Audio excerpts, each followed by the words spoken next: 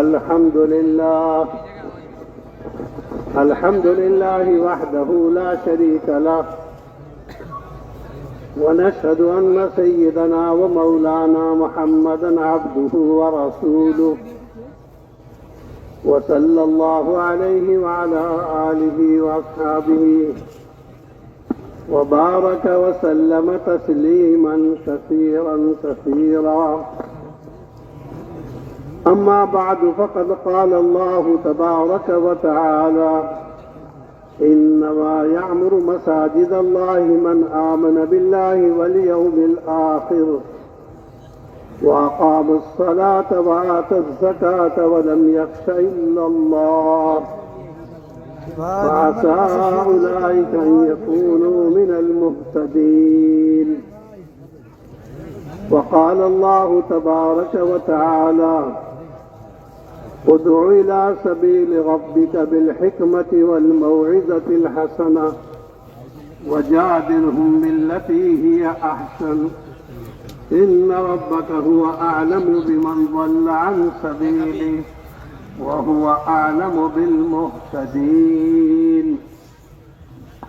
وقال رسول الله صلى الله عليه وسلم: عليكم بسنتي وبسنة خلفاء الراشدين المهديين. وقال النبي صلى الله عليه وسلم: خير البقاع مساجدها وشر البقاع أسواقها، أو كما قال عليه الصلاة والسلام. ভাই, যারা বিদ্যুতের জিম্মেদারি যাদের, একটু মেহরবানি করে লাইটটা জ্বালায় দিই, আর কিছুক্ষণ পরে আমরা লাইট বন্ধ করব। হুজুর বলতেছে আমরা লাইটটা জ্বালায় দিই। काबिल एहतराम बुजुर्गों और भाइयों, बुनियादी बात यह है हमारा खुदा से लगाव हो जाए और खुदा के घर से ताल्लुक बन जाए, अल्लाह के कलाम से जोड़ बैठ जाए और हुजूर अकरम सल्लल्लाहु अलैहि वसल्लम से इश्क हो जाए और अपनी आखिरत से हमारा लगाव पैदा हो जाए। नहमदुहु व नसल्ली अला रसूलिहिल करीम, अम्मा बाद। मेरे मोहतरम भाई दोस्तों, আরব বলেন যে এটা আমাদের মেহনতের বুনিয়াদি মাকসাদ যে আল্লাহ রব্বুল ইজ্জাতের সাথে আমাদের সম্পর্ক হয়ে যায়, আল্লাহ রব্বুল ইজ্জাতের কালামের সাথে আমাদের সম্পর্ক হয়ে যায়, আর আল্লাহ পাকের মসজিদ, এই মসজিদগুলির সাথে আমাদের এক লাগাও তৈরি হয়, সম্পর্ক তৈরি হয়। সাথে সাথে জনাবে মুহাম্মদুর রাসূলুল্লাহ সাল্লাল্লাহু আলাইহি ওয়াসাল্লাম, ওনার প্রত্যেকটা সুন্নত আমাদের জিন্দেগির মধ্যে আসে, আর সুন্নতকে জিন্দেগিতে বাস্তবায়নের এক ताल्लुक हमारे जिंदगी में तैयारी है। जिस आदमी को अल्लाह से ताल्लुक हो जाएगा वो तो हर जगह अल्लाह को याद करेगा, हर जगह खुदा से डरेगा और हर जगह खुदा से उम्मीद रखेगा और हर जगह खुदा से लगा हुआ होगा। যে ব্যক্তির আল্লাহ পাকের জাতের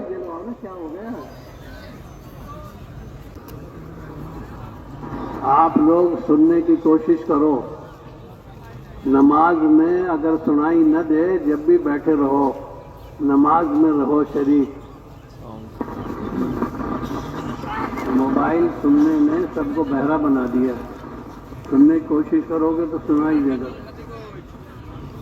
और বলতেছেন ভাই, যেখানে আমাদের একটু মাইকের আওয়াজ পৌঁছতে এখনো সমস্যা হচ্ছে, বিলম্ব হচ্ছে, আমরা ধ্যানের সাথে শোনার চেষ্টা করি, আমাদের দিলকে মোতাবজ্জু রাখি। কারণ যে সমস্ত নামাজে কেরাত শোনা যায় না, ওই সমস্ত নামাজের ব্যাপারে নির্দেশ হচ্ছে যে ধ্যানকে মোতাবজ্জু রাখা, নামাজের দিকে মনোনিবেশ পরিপূর্ণ রাখা। আজকে তো মোবাইল এটা আমাদের শোনার যোগ্যতাকেও কমায় দিয়েছে। যে কথা বলতেছিলেন ভাই, আল্লাহ রাব্বুল ইজ্জাতের সাথে যার তাআল্লুক হবে সে তো জীবনের প্রত্যেকটা জায়গায় আল্লাহকে ভয় পাবে এবং যে কোনো জায়গায় সে আল্লাহ পাকের হুকুম দেখবে এবং আল্লাহ পাকের প্রতি উম্মিদ রাখবে, আশা রাখবে। এটা হচ্ছে ভাই দোস্ত আল্লাহ পাকের সাথে তাআল্লুক হওয়ার নিশানা। যে সব জায়গায় সে আল্লাহকে ভয় করে চলবে, আল্লাহর প্রতি উম্মিদ রেখে সে জিন্দগি যাপন করবে। ভিতরে ঢুকেছেন। जो आदमी खुदा से डरेगा वो तो तन्हाई में भी खुदा से डरता रहेगा, और जो आदमी खुदा से गाफिल रहेगा वो आदमियों से डरेगा और खुदा से जो है उसको डर हासिल नहीं, इसलिए गुनाह में फंस जाएगा। যে আল্লাহকে ভয় পাবে তার অবস্থা তো এমন হবে যে নির্জন জায়গার মধ্যেও সে আল্লাহকে ভয় পাবে, নাফরমানি থেকে বাঁচবে। আর আল্লাহর ভয়ের ব্যাপারে যে গাফেল, আল্লাহ সম্পর্কে যে গাফেল, সে তো যে কোনো জায়গায় তার দ্বারা গুনাহ হয়ে যাওয়া সম্ভব, যে কোনো জায়গায় তার থেকে আল্লাহ পাকের হুকুম ছিটে যাবে। अल्लाह का ताल्लुक आदमी को हर वक्त जो है हाजिर हो जाएगा, ये खुदा की बहुत बड़ी नेमत है। हज़रत सिद्दीक़ अकबर रज़ी अल्लाह तआला अन्हु ज़रूरत से फारिग होने के लिए बैठते तो फरमाते कैफ़ अक़ज़ी हाजती अल्लाहु यरानी, मैं कैसे अपनी ज़रूरत पूरी करूं, अल्लाह पाक मुझको देख रहे हैं। हज़रत लुक़मान हकीम ने अपने बेटे को यूं कहा, बेटा गुनाह न कर, अगर करे तो वहाँ कर जहाँ तुझे कोई न देखे। लुक़मान हकीम को अल्लाह पाक ने 100 खोपड़ी दी, 100 क़ुव्वत तफक्कुर। उनके बेटे ने थोड़ी देर के बाद बताया, अब्बा ऐसी कोई जगह नहीं है जहाँ कोई न देखे, जहाँ जाता हूँ वहीं खुदा देखते हैं। लिहाजा हर खुदा के ध्यान, हर वक्त खुदा का इस्तेहज़ार, हर वक्त खुदा की हुजूरी हासिल होना ज़रूरी है। फिर आदमी तन्हाई महसूस नहीं करेगा, फिर तो ये सोचेगा मेरे साथ मेरा खुदा है जिसके साथ सारा निज़ाम है। হযরত বলেন ভাই দোস্ত, আল্লাহ পাকের জাতের সাথে তাআল্লুক আর সম্পর্ক, এটা আল্লাহ পাকের পক্ষ থেকে অনেক বড় নেয়ামত, বিশেষ ফজল এবং ইহসান। যে আল্লাহ পাকের সাথে তাআল্লুক কায়েম করবে, যার আল্লাহ পাকের সাথে সম্পর্ক তৈরি হবে, সে সব জায়গায় আল্লাহকে দেখতে পাবে, সব জায়গায় আল্লাহ পাকের হুজুরি, যে আল্লাহ আমার সাথে আছেন, এটাকে সে অনুভব করবে। সিদ্দিক আকবর হযরত আবু বকর সিদ্দিক রাদিয়াল্লাহু তাআলা আনহু, উনি যখন কাযায়ে হাজতের জন্য ওনার প্রয়োজন, ইস্তেঞ্জা ইত্যাদির জন্য যখন আলাদা হয়ে যেতেন, তখন উনি বলতেন যে আমি কিভাবে এমনটা করব, যখন কিভাবে এটা আমার দ্বারা করা সম্ভব, যখন আল্লাহ আমার সাথে আছে। আর লোকমান হাকিম আলাইহিস সালাম, আল্লাহ পাক যাকে অনেক জ্ঞানের ভান্ডার দিয়েছিলেন, প্রায় 100 গুপ্ত জ্ঞানের সম্পদ আল্লাহ পাক যাকে দিয়েছিলেন, উনি ওনার ছেলেকে নসিহতের মধ্যে এই কথা বলছিলেন যে বাবা, এমন জায়গায় তুমি গুনাহ করো যেই জায়গায় তোমাকে আল্লাহ দেখবেন না। তো ছেলে অনেক তালাশ করলো, তালাশ করে আসার পরে বাবাকে বললো যে বাবা, এমন তো কোনো জায়গা নেই যেই জায়গায় আমি আল্লাহ তাআলা থেকে নিজেকে ছুপায়া, আল্লাহ তাআলা থেকে নিজেকে আড়াল করে আমি গুনাহ করতে পারি। ভাই দোস্ত, এই জন্য আল্লাহ পাকের জাতের সাথে তাআল্লুক কায়েম হওয়া, আল্লাহ পাকের সাথে সম্পর্ক তৈরি হওয়া, এটা আমার আপনার প্রত্যেকের জন্য এটা বিশেষ বিশেষ জরুরি। हम गुनाहों में इसलिए फंस जाते हैं, हमें ये खौफ नहीं होता अल्लाह पाक देख रहे हैं। एक बुजुर्ग चिराग के ऊपर उंगली ले जाते बार बार, रात को तन्हाई में चिराग के पास उंगली ले जाते। किसी ने पूछा आप ऐसा क्यों कर रहे हैं? कहने लगे मेरा नफ्स मुझे बुराई के लिए कहता है, मैं उसको याद दिलाता हूँ आग में चलना पड़ेगा, और ये दुनिया की आग तू बर्दाश्त कर ले तो आखिरत भी बर्दाश्त कर लेगा। तो इसका इलाज कर रहा हूँ। जब आदमी खुदा से डरेगा तो खुदा के अवामिर के तोड़ने से बचेगा, और जब आदमी खुदा से नहीं डरेगा तो ये आदमी खुदा के हुक्मों के तोड़ने में फंस जाएगा। जो इसकी बर्बादी का और इसकी तबाही का इलाज होगा। হযরত বলেন মেরে ভাই দোস্ত, যে ব্যক্তি আল্লাহকে ভয় করবে সে সব জায়গার মধ্যে আল্লাহ পাকের উপস্থিতিকে সে অনুভব করবে এবং নিজেকে গুনাহ থেকে বাঁচাইতে সক্ষম হবে। আর যে আল্লাহকে ভয় পাবে না, যার দিলের মধ্যে খোদা ভীতি বলতে কিছু নাই, সে যে কোনো মুহূর্তে যে কোনো সময়ে ভাই দোস্ত তার দ্বারা নাফরমানি হয়ে যাবে, গুনাহ হয়ে যাবে, এটা থেকে সে বাঁচতে পারবে না। বলে এক বুজুর্গ, উনি রাতের আধারে বারবার ওনার আঙ্গুলিকে চেরাগের মধ্যে, কুপির আগুনের মধ্যে বারবার ছোঁয়া দিচ্ছিলেন। তো কেউ জিজ্ঞেস করলো যে আপনি এমনটা কেন করছেন? বলে, আমি আমার নফসকে, আমি আমার দিলকে এটা শাস্তি দিচ্ছি, এটা বুঝাচ্ছি যে দিল গুনাহের দিকে যেতে যাচ্ছে, গুনাহের আগ্রহ দিলের মধ্যে আসে, তো দিলকে এটা বুঝাচ্ছি যে দুনিয়ার এই সামান্য আগুন, বলে এটাকে তুমি বরদাস্ত করতে পারো না। তুমি যদি গুনাহের দিকে যাও অনিবার্যভাবে তোমার জাহান্নামের আগুনের মধ্যে তোমাকে জ্বলতে হবে। এটা তুমি কিভাবে বরদাস্ত করবা ভাই দোস্ত? এই জন্য প্রত্যেকের আল্লাহ পাকের জাতের সাথে তাআল্লুক, আল্লাহ পাকের ভয়, এটা হাসিল করা প্রত্যেকের জন্য জরুরি।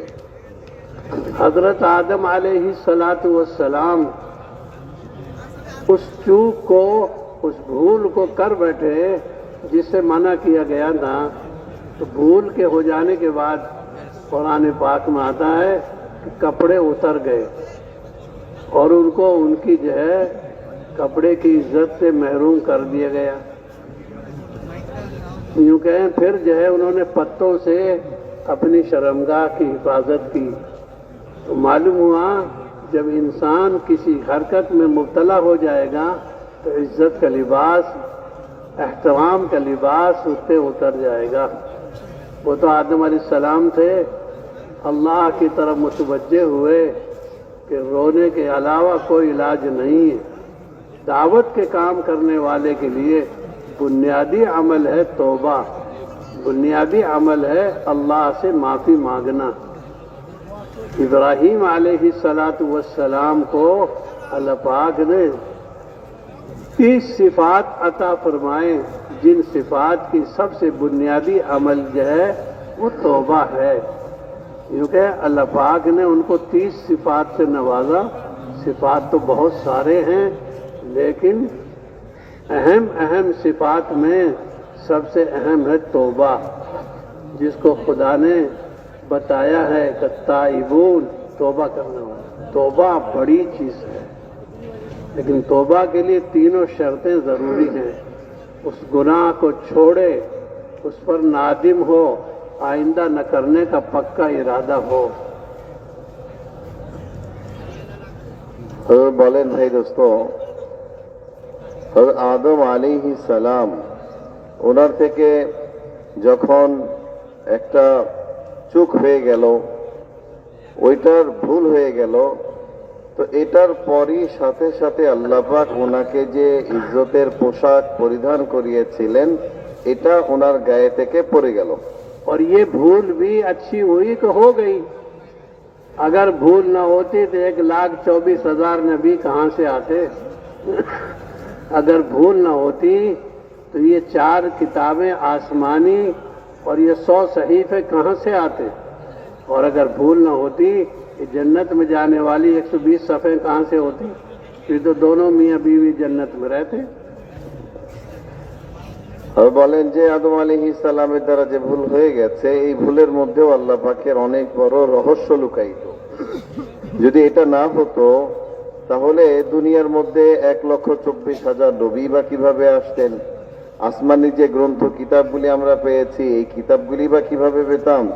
আর জান্নাতের মধ্যে ওই জান্নাতীদের যে কাতার, এই কাতারগুলির মধ্যে সারিবদ্ধভাবে আমরাই বা কিভাবে দাঁড়াইতে পারতাম? কারণ ওনারা তো জান্নাতের মধ্যেই থাকতেন, আর জান্নাতের মধ্যে থাকার কারণে দুনিয়ার মধ্যে মানুষের এই আগমনের সিলসিলা এটা কায়েম হইতো না। তো আদম আলাইহিস সালামের এই ভুলের মধ্যেও দুনিয়াতে মানব বসতি গড়ার অনেক বড় হিকমত এবং রহস্য আল্লাহ পাক নিহিত রেখেছেন। হযরত যেটা বলছিলেন যে আদম আলাইহিস সালাম যখন এ ভুল হয়ে গেল, সাথে সাথে ওনার ইজ্জতের পোশাকগুলি খুলে পড়ে গেলেন। উনি চারপাশ থেকে পাতাগুলি কুড়িয়ে ওনার ইজ্জত এবং আব্রুকে ঢাকার জন্য চেষ্টা করতেছিলেন। তো এটা দ্বারা বোঝা যায় যে আল্লাহ রব্বুল ইজ্জাত বান্দাকে যে ইজ্জতের পোশাক পরান, বান্দা যখন কোনো নাফরমানি তার দ্বারা হয়ে যায়, গুনাহ হয়ে যায়, তখন সাথে সাথে মেরে ভাই দোস্ত ওই ইজ্জতের পোশাক একরাম এটাকে আল্লাহ তাআলা ছিনিয়ে নেন, আল্লাহ পাক এটাকে উঠায় নেন। এজন্য আদম আলাইহিস সালাম উনি তো ওনার তওবার মাধ্যমে, ইস্তেগফারের মাধ্যমে, আল্লাহ পাকের কাছে শর্মিন্দা হওয়ার মাধ্যমে উনি আবার আল্লাহর কাছে গ্রহণযোগ্য হয়েছেন, আল্লাহ পাকের কাছে আবার সেই ইজ্জতের মাকাম উনি ফিরাই নিয়েছেন। মেরে ভাই দোস্ত, প্রত্যেক দায়ীর জন্য এটা বহুতই জরুরি, তার যতগুলি সিফাত থাকা দরকার তার মধ্যে অন্যতম বড় যে সিফাত তার মধ্যে অবশ্যই থাকা দরকার সেটা হচ্ছে তাওবা, আল্লাহর দিকে ফিরে আসা। কারণ আল্লাহ তাআলা নবীদেরকে যে গুণগুলি দিয়েছিলেন, বিশেষভাবে ইব্রাহিম আলা নবিয়িনা আলাইহিস সালাম, আল্লাহ পাক ওনাকে বিশেষভাবে 30টা গুণে বিশেষ 30টা গুণ দিয়েছিলেন। এই 30টা গুণই ছিল অনেক বড় বড় গুণ। এর মধ্যে সবচেয়ে বড় এক সিফাত ইব্রাহিম আলাইহিস সালামকে যেটা দিয়েছিলেন সেটা ছিল তওবার গুণ, আল্লাহর দিকে ফিরে আসা, আল্লাহর প্রতি অনুতপ্ত হওয়া। এই জন্য আমাদের প্রত্যেক দায়ী, প্রত্যেক ভাইয়ের জন্য এই সিফাতে তওবা এটা বহুত জরুরি। হযরত বলেন যে এটার জন্য 3টা শর্ত আমরা স্বতঃসিদ্ধ সবাই আমরা জানি যে 1 নম্বরে এই গুনার কাজটাকে ছেড়ে দিতে হবে, 2 নম্বরে যে গুনাহ হয়েছে এটার উপর অনুতপ্ত হইতে হবে, আর 3 নম্বরে ভাই দোস্ত ভবিষ্যতে কখনো আমি আর এই গুনাহের মধ্যে লিপ্ত হব না, এটার প্রতি পাক্কা আজম ইরাদা থাকতে হবে, তখন তার তওবা আল্লাহর কাছে গ্রহণযোগ্য হবে। हजरत आदम अलैहिस्सलाम 40 साल रोए हैं और आसमान 40 साल नहीं देखा, सिर्फ इस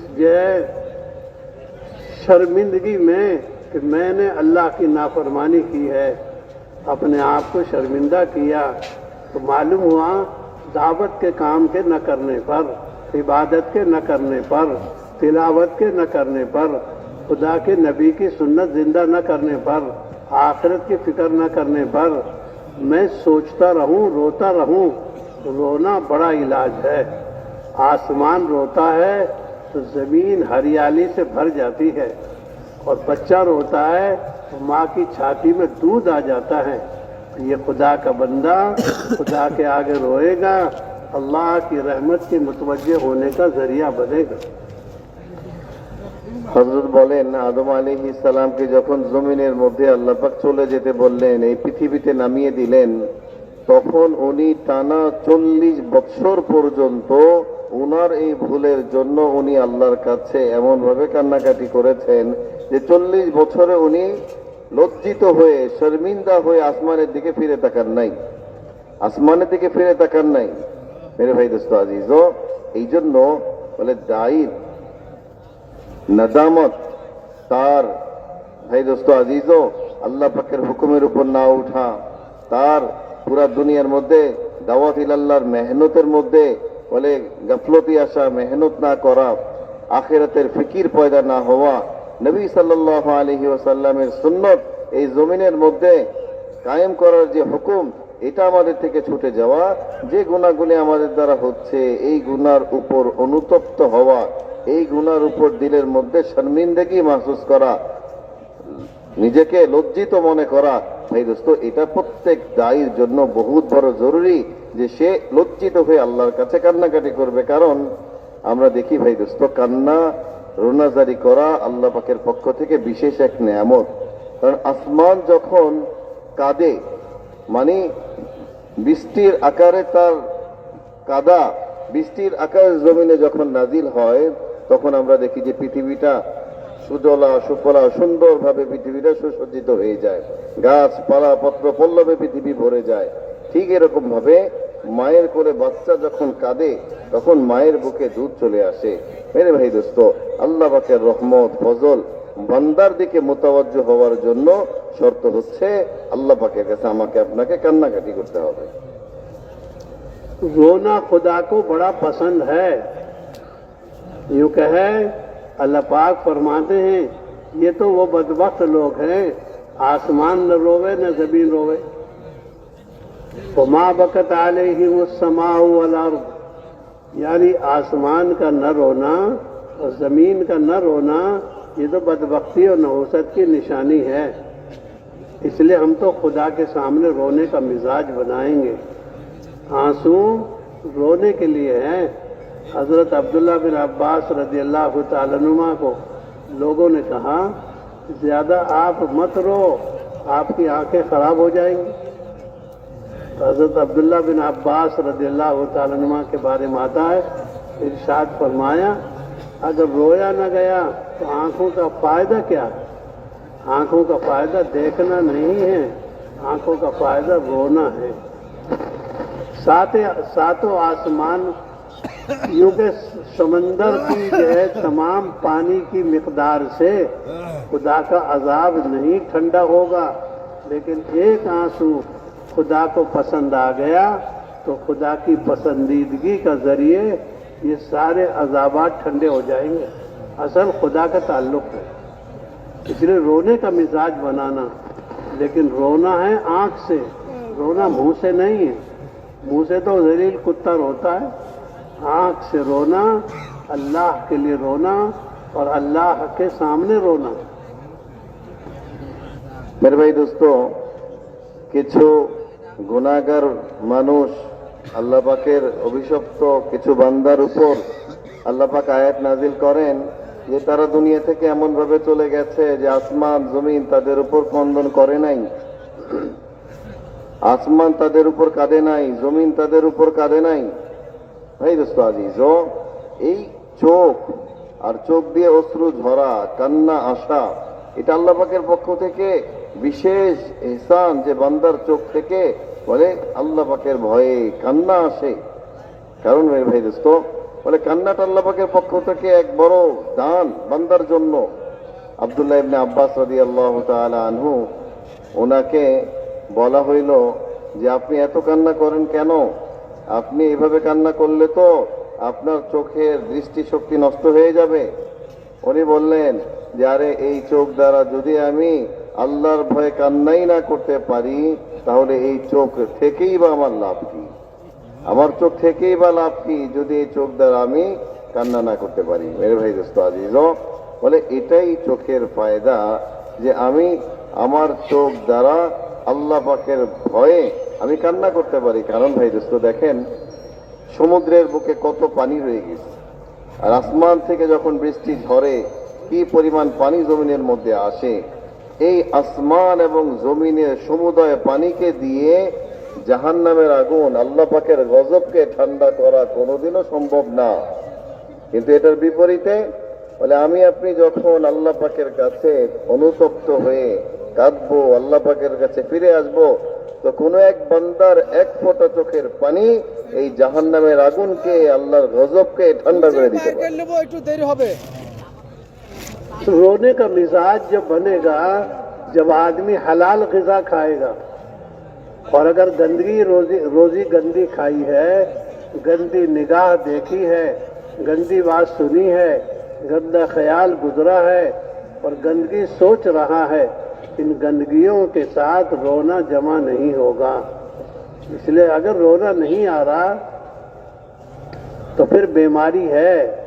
अल्लाह के नबी अलैहिस्सलाम के दिल को चीरा गया, कई दफा चीरा और जमजम से धोया गया। सारे आलम के नबी, सबसे ऊंचे नबी, उनके दिल को चीरा जा रहा है और जमजम से धोया जा रहा है, और जिब्रील अमीन धो रहे जमजम से। तो मालूम हुआ दाई तो तमाम आलाइशों से, तमाम गंदगियों से, तमाम गंदे ख्यालात से बचकर चले।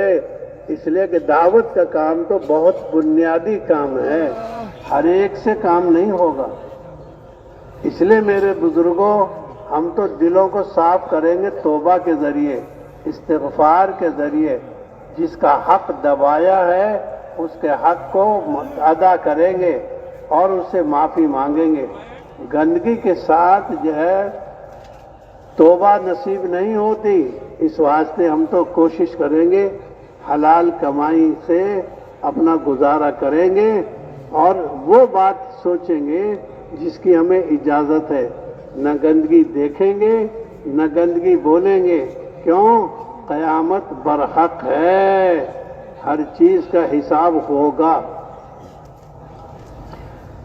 তবে বলেন মেরে ভাই দোস্ত, আমাদের প্রত্যেক সাথীর মধ্যে আল্লাহ পাকের কাছে অনুতপ্ত হয়ে ফিরে এসে চোখ দিয়ে পানি ঝরা, কান্না আসা, এটা প্রত্যেকের জন্যই জরুরি। কিন্তু ভাই দোস্ত, যদি আমার চোখ দিয়ে পানি না আসে, আল্লাহর ভয়ে আমার ক্রন্দন নসিব না হয়, তাহলে বুঝতে হবে যে আমার ভিতরে বহুত বড় গলতি রয়ে গেছে। কারণ বান্দা যখন তার রিজিক হালাল হয় না, তার খাদ্য হালাল হয় না, সে বিভিন্ন নাফরমানির মধ্যে লিপ্ত থাকে, তার চোখের দেখা হারাম, তার কানে শোনা হারাম, এই ধরনের নাফরমানি যখন বান্দা থেকে প্রকাশ হইতে থাকে, খাদ্য হালাল থাকে না, তখন তার উপর যে বিপদ আসে সেটা হচ্ছে আল্লাহ পাকের সামনে কাদার নেয়ামতকে ছিনায় নেওয়া হয়। সে আর আল্লাহ পাকের সামনে কাঁদতে পারে না। মেরে ভাই দোস্ত, প্রত্যেক দায়ীর মধ্যে এই সিফাত আসা অতি আবশ্যক। কেন? আমাদের নবী জনাবে মুহাম্মদুর রাসূলুল্লাহ সাল্লাল্লাহু আলাইহি ওয়াসাল্লাম সমস্ত নবীদের সরদার, বলে ওই নবীকে আল্লাহ রব্বুল ইজ্জাত বলে তিনবার ওনার সিনা চাক করে ওনার ওই দিলকে ধোয়া হয়েছে। কেন? দিলের মধ্যে যেন কোনো লেশ না থাকে। মেরে ভাই দোস্ত আজিজো, বলে আমাদের প্রত্যেক দায়ীর জন্য এটা বহুতই জরুরি যে আমরা আমাদের খাদ্যকে হালাল করি, আমরা আমাদের কামাইকে হালাল করি। কারো হক যদি আমাদের জিম্মায় থেকে থাকে, কাউকে যদি তার নির্দিষ্ট হক আমরা না দিয়ে থাকি, তাহলে এটাকে ফিরায় দেওয়া মেরে ভাই দোস্ত এটা আমার আপনার জন্য জরুরি। এইভাবে নিজেদের সোচ ফিকিরকে পাক করা, নিজেদের চিন্তাকে পাক করা, যে আমরা ওইটাই ভাববো, যেটা ভাবার অনুমতি আমাদেরকে দেয়া হয়েছে, আমরা ওইটাই শুনবো যেটাকে শোনার অনুমতি আমাদেরকে দেয়া হয়েছে। ভাই দোস্ত, কিয়ামত বরহাক, আমার আপনার প্রত্যেকের সামনে ওই কিয়ামতের ময়দান আছে। প্রত্যেককে ওই কিয়ামতের ময়দানে আল্লাহ পাকের সামনে দাঁড়াইতে হবে।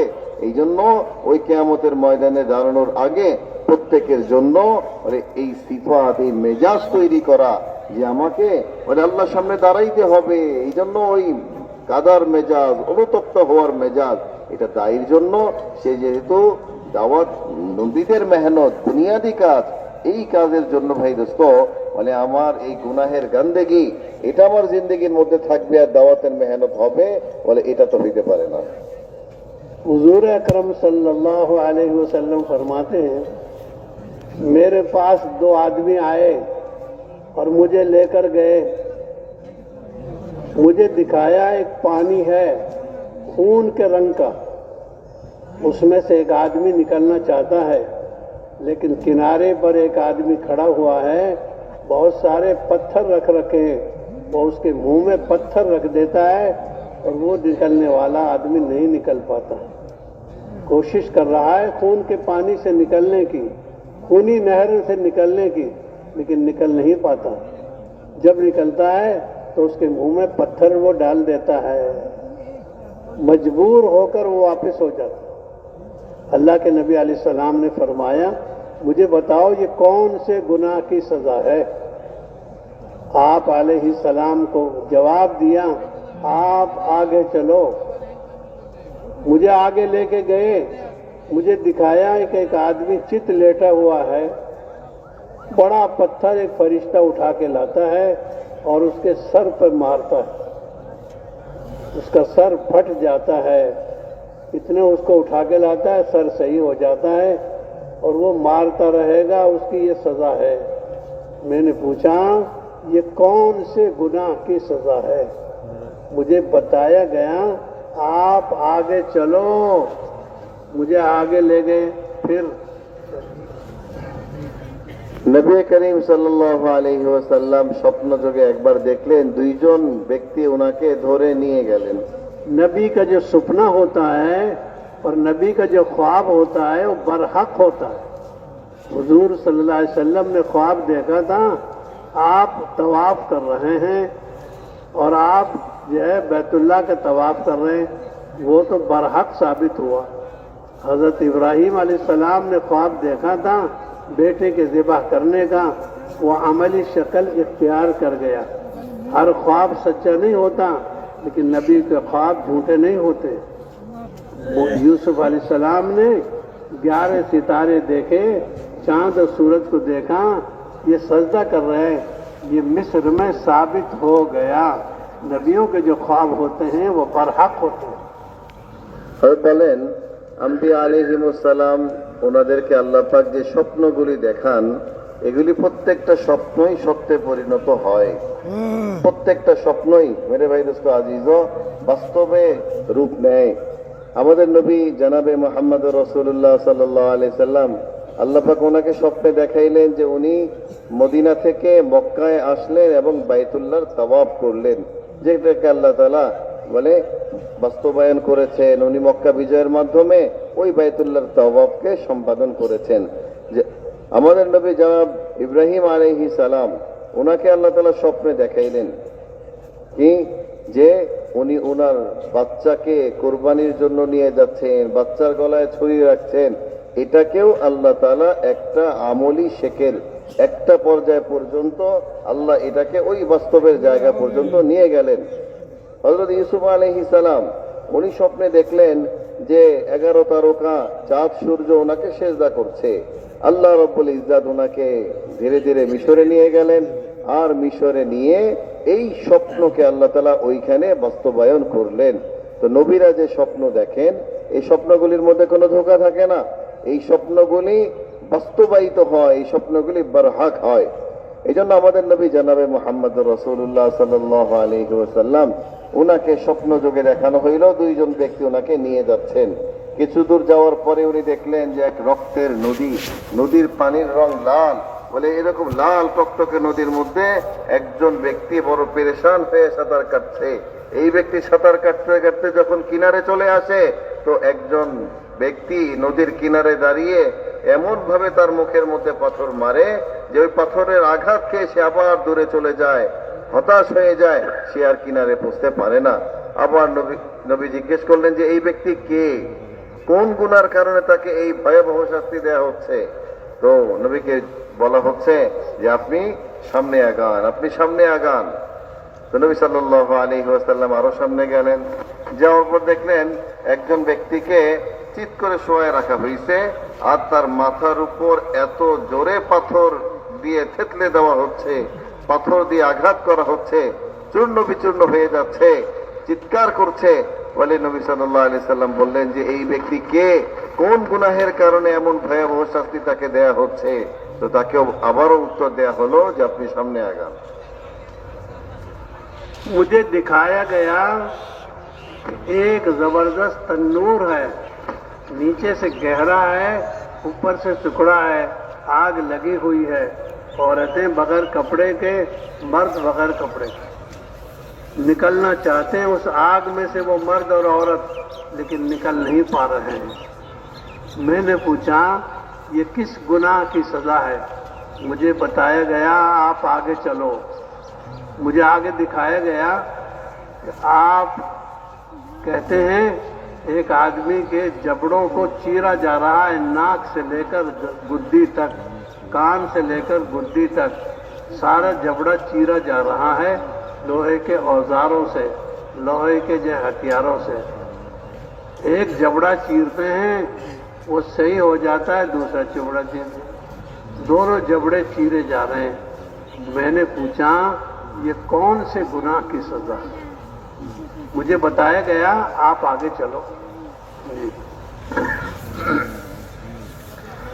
मेरे मोहतरम भाई दोस्तों আজিজও এইভাবে হুজুর সাল্লাল্লাহু আলাইহি ওয়াসাল্লাম যখন আরো সামনে অগ্রসর হলেন তো দেখলেন যে বড় এক তন্দুর, যেটাতে আমরা দেখি যে রুটি ছেঁকা হয়, বড় তন্দুর, এটার ভিতরে প্রচন্ড আগুনের প্রচন্ড লেলিহান শিখা দাউ দাউ করে জ্বলছে, আর কিছু মানুষ ভিতরে এই আগুনের মধ্যে, এই টকবকে আগুনের মধ্যে সে এরকম চিৎকার করছে, এটা থেকে বের হওয়ার কোশিশ করছে।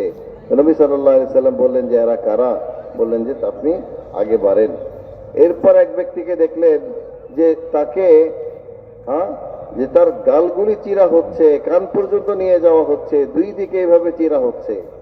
তো বললেন যে এটা কে, এই ব্যক্তি কে, কোন কারণে তাকে এত ভয়াবহ শাস্তি দেওয়া হচ্ছে? হুজুর সাল্লাল্লাহু আলাইহি সাল্লামকে এবারও বললেন যে আপনি সামনে অগ্রসর হন। मुझे आगे लेकर गए, मुझे दिखाया गया एक बहुत शानदार बाग है, बहुत उम्दा मकान है, बहुत उम्दे बाग, हर किस्म के मेवे और फल हैं। मैंने पूछा ये किसके लिए? मुझे बताया गया आप आगे चलो। मैंने आगे चलकर देखा एक शानदार बाग है जो पहले से ज़्यादा अच्छा है और बहुत ज़्यादा खूबसूरत मकान है, बहुत ज़्यादा खूबसूरत फल हैं, बहुत ज़्यादा खूबसूरत मंजर है। मैंने पूछा ये किसके लिए? मुझे बताया गया कि आप आगे चलो। मुझे दिखाया गया ऊपर देखो। मैंने ऊपर देखा, पहले दोनों बागों से ज़्यादा खूबसूरत और ज़्यादा अच्छा बाग है। मैंने पूछा ये किसके लिए है? मुझे बताया गया ये आपके लिए है। मैं अंदर तेजी से दौड़ने लगा, जाने लगा, तो मुझसे वो कहने लगे अभी नहीं, अभी नहीं, अभी आपके जाने की जगह नहीं है, अभी तो आपको दुनिया में रहना है, उसके बाद जाना। নবী করিম সাল্লাল্লাহু আলাইহি ওয়াসাল্লাম আরো সামনে যখন অগ্রসর হলেন তখন দেখানো হলো সুন্দর বাগিচার মধ্যে এক সুন্দর মহল, বড় সুন্দর জায়গা, মনোরম জায়গা। নবী সাল্লাল্লাহু আলাইহি সাল্লাম জিজ্ঞেস করলেন যে এটা কার বাড়ি? তো বলা হলো যে আপনি সামনে আগান। আরো সামনে অগ্রসর হলেন তো দেখলেন যে পূর্বের বাড়ির চাইতে, মহলের চাইতে আরো সুন্দর বাগ বাগিচা, ফল ফুলে সুসজ্জিত আরো সুন্দর বাড়ি। জিজ্ঞেস করলেন যে আরে এত সুন্দর বাড়ি, এই বাড়ি কার? বলা হলো যে আপনি আরো সামনে অগ্রসর হন। এরপর নবী সাল্লাল্লাহু আলাইহি সাল্লাম আরো সামনে যখন গেলেন তখন তার সঙ্গীদ্বয় তাকে বললেন এবার আপনি উপরের দিকে তাকান। নবী সাল্লাল্লাহু আলাইহি সাল্লাম যখন উপরে দেখলেন যে এত সুন্দর বাড়ি, এত সুন্দর মহল, এত সুন্দর পরিবেশ। বলে যে এটা কার বাড়ি? বলতেছে ইয়া রাসূলুল্লাহ এই বাড়ি হচ্ছে আপনার বাড়ি। এত সুন্দর মহল দেখে নবী সাল্লাল্লাহু আলাইহি সাল্লাম দ্রুত ওই মহলের দিকে অগ্রসর হইতে চাইলেন। সাথে সাথে তার সঙ্গীদ্বয় তাকে আটকায় বললেন যে না না, বলে এই মহল তো এখনই আপনার জন্য না, বলে আপনার ইন্তেকালের পরে আল্লাহ রাব্বুল ইজ্জত আপনাকে এই মহল দান করবেন। फिर अल्लाह के नबी अलैहिस्सलाम कहने लगे तुम मुझे रात भर लिए फिरे हो और रात भर तुम मेरे साथ रहे हो, बताओ तो सही ये क्या वाकया है, क्या किस्सा है? बताया मैं हूँ जिब्रील और ये है मीकाईल और अल्लाह की तरफ से मैं भेजा गया है। वो जो हमें दिखाया गया था कि वो पानी है खून के नहर का, वो है सूदखोर। वो सूदखोरी के ये सजा में, सूद लेने की सजा में गिरफ्तार है, निकलना चाहता है, निकल नहीं सकता। आज मोटरसाइकिल का सूद अलग, मोबाइल का सूद अलग, जानवरों का सूद अलग, तरह तरह का। हदीस में आता है सूद आम हो जाएगा, लोग नाम बदल देंगे। जो सूद खाता है वो तो ऐलान जंग अल्लाह से है उसका। सूद खाएगा वो तो अल्लाह का दुश्मन है। इसलिए हमारे घरों में सूद घुस गया, शक्ल बदल बदल कर, क्योंकि जिना आम हो जाएगा, निकाह मुश्किल हो जाएगा, इल्म उठ जाएगा और जहल फैल जाएगा। इसलिए हमारे घरों में इस सूदी कारोबार, सूदी सिलसिला बढ़ गया है।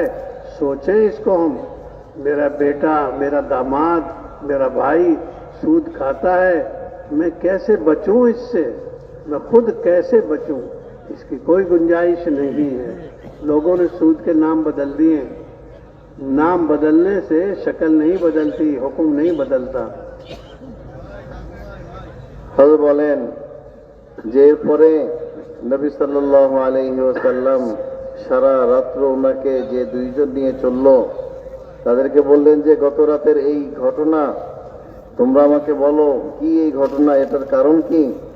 তখন তারা বললেন যে আমি হচ্ছি জিবরাইল আলাইহিস সালাম আর আপনার অপর সঙ্গী হচ্ছে হযরত মিকাইল আলাইহিস সালাম।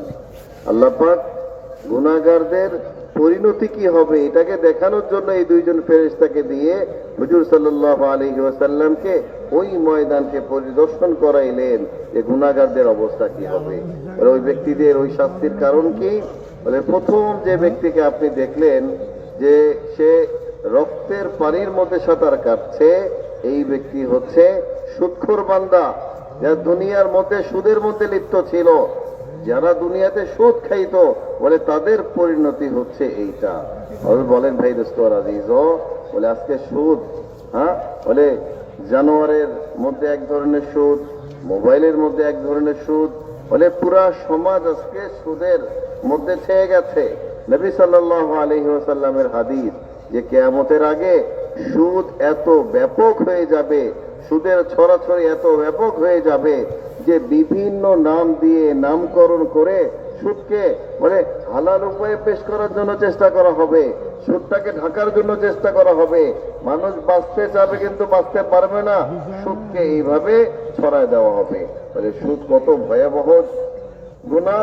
বলতেছে যে ব্যক্তি সুদ খাবে, যে ব্যক্তি সুদ গ্রহণ করবে, এই ব্যক্তির ব্যাপারে নবী সাল্লাল্লাহু আলাইহি সাল্লাম বলেছেন এই ব্যক্তি তো স্বয়ং আল্লাহ রাব্বুল ইজ্জতের সাথে যুদ্ধের ঘোষণা দিল। বলে এত ভয়াবহ শাস্তি হবে সুদের। তো কিয়ামতের আগে মেরে ভাই দোস্ত এই সুদ আম হয়ে যাবে এবং জেনা আম হয়ে যাবে। তখন বিবাহ শাদী মানুষের জন্য দুঃসাধ্য হয়ে যাবে, বিবাহ শাদীর সিলসিলা কঠিন হয়ে যাবে। এলেমকে আল্লাহ রাব্বুল ইজ্জত উঠায় নেবেন, তো দুনিয়ার মানুষের মধ্যে জাহালত, অজ্ঞতা এটা দুনিয়ার মধ্যে ছড়ায় পড়বে। ভাই দোস্ত আজকে আমার আপনার জিম্মাদারি এটা, নিজেকে এই সুদ থেকে বাঁচানো, আমার ফ্যামিলি সদস্যদের দিকে তাকানো যে তাদের মধ্যে কারা এই গুনাহের মধ্যে লিপ্ত, বলে আমার পাড়া প্রতিবেশীর মধ্যে দেখা কারা এই সুদের মধ্যে লিপ্ত। মোহতারাম ভাই দোস্ত এই সুদের ভয়াবহতা আল্লাহ তাআলা নবী সাল্লাল্লাহু আলাইহি সাল্লামকে এই স্বপ্নের মাধ্যমে দেখাই। अल्लाह के नबी अलैहिस्सलाम ने पूछा फिर क्या हुआ? क्योंकि वो आदमी जिसके सर को फोड़ा जा रहा था, ये वो औरत है, ये वो मर्द है जिसने कुरान को पढ़ा और उसको जो है पढ़कर सो गया, फराइज को अदा नहीं किया, उसके वाजिबात को और उसकी जिम्मेदारियों को पूरा नहीं किया। आज हम अंदाज़ा लगाएं कि कुरान पढ़ने के बाद हमने कुरान को भुला दिया। बड़ी तादाद हमारे घर में वो मौजूद है जिनकी 6 महीने में कुरान पूरी नहीं होती। लिखा है उलमा ने 6 महीने में जो आदमी कुरान नहीं पढ़ेगा उसने कुरान का हक मार लिया। भाई का हक मारे तो जालिम, बेटी का हक मारे तो जालिम, जो कुरान का हक मारे वो कौन? हम कुरान के पढ़ने को वजीफा बनाएं, कुरान के अमल को काम बनाएं, कुरान के अवामिर को, कुरान के हराम को हराम समझें और कुरान के हलाल को हलाल समझें। क्योंकि कुरान में जिंदगी गुजारने के तरीके सिखाए हैं, कुरान ने गुनाहों से बचने के तरीके सिखाए हैं। कुरान पाक को वजीफे की किताब नहीं है, हुदल लिन्नास है। वो तो हक में और बातिल में फर्क करने की किताब है। अल्लाह के नबी अलैहिस्सलाम जब कुरान पढ़ते तो रोते थे। कान यखाफ, जहन्नम की आयतों से गुजरते तो आप रोते हुए गुजरते। हम तो जहन्नम की आयतें पढ़ते हैं तो हरूफ को खींचते हैं, आवाज को बनाते हैं, इसे मालूम नहीं कि ये क्या कह रहा है। वो तो बहुत मजे से पढ़ता है, इन्ना शजरत ज़क़ूम तामुल असीम, हरूफ निकालने की मश्क में है। ये सही माना नहीं समझ रहा कि ये जहन्नमियों की यह सजा बताई जा रही। अल्लाह के नबी अलैहिस्सलाम जन्नत की आयतें पढ़ते और जन्नत के मनाजिर से गुजरते और जन्नत की नेमतों को सुनते और पढ़ते तो कान यतशव्वक़, आपके दिल में शौक और रग़बत पैदा होती। हमें तो पता ही नहीं है कहाँ जन्नत है कहाँ दोज़ख है, इसलिए कि हमने चश्मा ही नहीं लगाया। तो कुरान पढ़ने का वजीफा बनाना, कुरान पर अमल करने को जिम्मेदारी समझना, कुरान के हलाल को हलाल समझना और कुरान के हराम को हराम समझना और कुरान पाक को पहुँचाना और कुरान पाक को सीखना। इसलिए हम तो कुरान सीखने का मिजाज बनाएंगे, इल्म में और अमल में। और दावत में और दीन में। এরপর এক ব্যক্তিকে শাস্তি দিতে দেখলেন যার মুখ চিরা হচ্ছিল, তো বললেন যে এই ব্যক্তির এই শাস্তির কারণ কি? তো বলা হলো যে এই ব্যক্তি দুনিয়ার মধ্যে কোরআন শিখেছিল, কোরআনের এলেমকে জমা করেছিল, নারী হোক বা পুরুষ। তাহলে সে এই কোরআনকে শিখেছিল, কিন্তু কোরআনের ফরায়েজ, কোরআনের হুকুমের কোনো তোয়াক্কা করে নাই, বরং আল্লাহ পাকের ফরিজা আদায় না করেই ঘুমায় পড়তো, যার কারণে এই ব্যক্তিকে এই ভয়াবহ শাস্তির মধ্যে লিপ্ত করা হচ্ছে। বলেন মেরে ভাই দোস্ত আজিজো, আল্লাহ রাব্বুল ইজ্জত আমাকে আপনাকে যে কোরআন দিয়েছেন, বলে এই কোরআন, বলে এটা একটা জীবন বিধান, যে আমি কোরআনের মাধ্যমে আমার জীবনকে পরিচালনা করব, কোরআনের হুকুমগুলিকে আমি মানব, আমি কোরআন মোতাবেক জিন্দেগি পরিচালনা করব। এই জন্য আমাদেরকে কোরআন দেয়া হয়েছে। কোরআন কোনো ওজিফার কিতাব না যে আমি তেলাওয়াত করে আমি সাজায় রেখে দিলাম, এরকম কোনো কিতাব না, বরং এটা হুদাল্লিন না, প্রত্যেক মানুষের জন্য হিদায়েতের মাপকাঠি হচ্ছে কোরআন। মেরে ভাই দোস্ত আজিজো, আজকে মুসলমানদের কত ঘর এমন পাওয়া যাবে যে ঘরগুলির মধ্যে কোরআনের তেলাওয়াত হচ্ছে না, 6 মাসের মধ্যেও একটা খতম হচ্ছে না। বলে কোরআনকে এইভাবে ছুঁড়ে ফেলা হয়েছে, কোরআনের তেলাওয়াত, কোরআনের জিকির ওই ঘরের মধ্যে নাই। মেরে ভাই দোস্ত আজিজো, এই জন্য আমাকে আপনাকে এই কোরআনকে শিখতে হবে, এই কোরআনকে বুঝতে হবে, এবং বলে এই কোরআনে কারিমের তাবলীগও আমাকে আপনাকে করতে হবে, যে কোরআনকে অপর বান্দাদের কাছে পৌঁছে দেওয়া, এটার জিম্মাদারিও আমাকে আপনাকে নিতে হবে। বলে এই যে কোরআন, মেরে ভাই দোস্ত আজিজো, আজকে শুধু আমরা তেলাওয়াত করে গেলাম, কি পড়লাম এটা অনুভবই করতে পারলাম না, এটার জন্য তো কোরআন নাজিল হয় নাই। বলে নবী সাল্লাল্লাহু আলাইহি সাল্লাম যখন জাহান্নামের আয়াতগুলিকে পড়তেন, তখন ওই জাহান্নামের ভয়ে চোখ দিয়ে পানি ঝরতো, জাহান্নামের ভয়ে দিল কাঁপতো। আর যখন জান্নাতের আয়াতগুলি তেলাওয়াত করতেন, তখন মনে হচ্ছিল যে উনি জান্নাতের ভিতর দিয়ে বিচরণ করছেন। ভাই দোস্ত, আজকে আমাদের অবস্থা কোথায়? যে আমরা ইন্না শাজারাতাজ যাকুম তুআমুল আসিম, যে যাকুম জাহান্নামীদের খাদ্য হবে, এই আয়াতকে পড়ি, এই আয়াতের মস্ক করি, এই আয়াতের শব্দ ঠিক করি, এই আয়াতের হরফগুলিকে আমরা টেনে ঠিক করি, সবকিছুকে আমরা আগে পিছনে করতেছি। কিন্তু যে জন্য এই আয়াতটা নাজিল হয়েছে, যে এই আয়াতের ভয় দিলের মধ্যে আসে, এইটার মাকসাদ থেকে আমি আপনি দূরে। মেরে ভাই দোস্ত, এই জন্য কোরআনকে শিখা, কোরআনকে বোঝা এবং এই কোরআনকে অপর ব্যক্তিদের কাছে পৌঁছে দেওয়া, মেরে ভাই দোস্ত, এটার উপর আমাকে আপনাকে আসতে হবে। अल्लाह के नबी अलैहिस्सलाम ने पूछा, ये तन्नूर का हाल क्या है? फरमाया, ये वो औरत हैं और ये वो मर्द हैं जिन्होंने हराम काम किया है। आंख से भी जिना होता है, कान से भी जिना होता है, हाथ से भी जिना होता है। आदमी हुदूद से बचे, ये अल्लाह की हद है, इससे आगे नहीं। इसलिए आदमी अपने आप को बचा के चले, और ये आग का तन्नूर तो बाकी है, इसमें मर्दों का भी इलाज है, औरतों का भी इलाज है। इसलिए हमें बताया गया है किसको देखना है, किसको नहीं देखना। हजरत रसूल पाक अलैहिस्सलाम अपनी सवारी पर तशरीफ फरमा है, आपके पीछे फजल इब्न अब्बास, बड़े भाई हजरत अब्दुल्ला बिन अब्बास के बैठे हुए।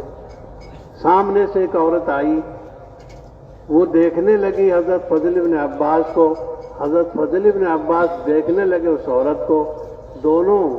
दोनों के अंदर कुरान माता, हदीस माता, वजी का लफ्ज़, दोनों बहुत चमकदार थे, दोनों बहुत खूबसूरत। दो की आंखें दो से मिल गई, 4 हो गई। अल्लाह के नबी अलैहिस्सलाम बीच में हैं। आपने देखा वो औरत मसला पूछने आई है अपने अब्बा का। आपने देखा आंखों को, दाई चौकन्ना आदमी हो, ये नहीं जो हो रहा है नहीं, दाई बचाव करके चले। जहाँ अनार होता है वहीं कांटा भी होता है, जहाँ गुलाब होता है वहीं कांटा भी होता है। तो जहाँ आदमी है वहाँ नफ्स भी है। यूँ कहें अल्लाह के नबी अलैहिस्सलाम ने औरत को भी नहीं भगाया और अपने भाई फजल इब्न अब्बास को भी सवारी से नहीं उठा, बल्कि फजल इब्न अब्बास के मुंह को फेर दिया, आपने हाथ से उनका चेहरा फेर दिया। औरत से पूछा क्या बात है, मसला बताया, पूछा मेरे अब्बा सवारी पर बैठ नहीं पाते। इरशाद फरमाया तुम अपने अब्बा की तरफ से हज अदा करो, उनका हज अदा हो जाएगा। हमें काम करना है हिकमत के साथ, हुक्म चलाकर नहीं करना, रुकावटों में मुब्तला नहीं होना, रुकावटों का हल सोचना है। इसलिए हजरत फजल इब्न अब्बास का चेहरा फेर दिया, औरत को मसला बता दिया। मालूम हुआ रुकावटों के बावजूद काम करना होगा। अगर तू रुकावटों के बगैर काम करना चाहता है तो फिर जन्नत में नहीं जा सकेगा। क्यों? फरिश्तों को रुकावट नहीं है तो फरिश्ते जन्नत में नहीं जाएंगे। ये तो नफ्स के साथ आदमी मुजाहदे के साथ चलेगा, रुकावटों में चलेगा तो काम बनेगा। इंसान में तो दोनों मादे हैं, खैर का भी मादा है, शर का भी मादा है। खैर के काम करेगा, खैरियत गालिब हो जाएगी, फरिश्तों की खूबी जाहिर हो जाएगी। और अगर शर के कामों में फंसेगा तो शरारत गालिब आ जाएगी, शैतान पना जाहिर हो जाएगा। तो इसलिए हमें मलकूती सिफात से, फरिश्तों वाली खूबियों से चलना है, दावत में, इबादत में, तिलावत में और खुदा के काम के करने में।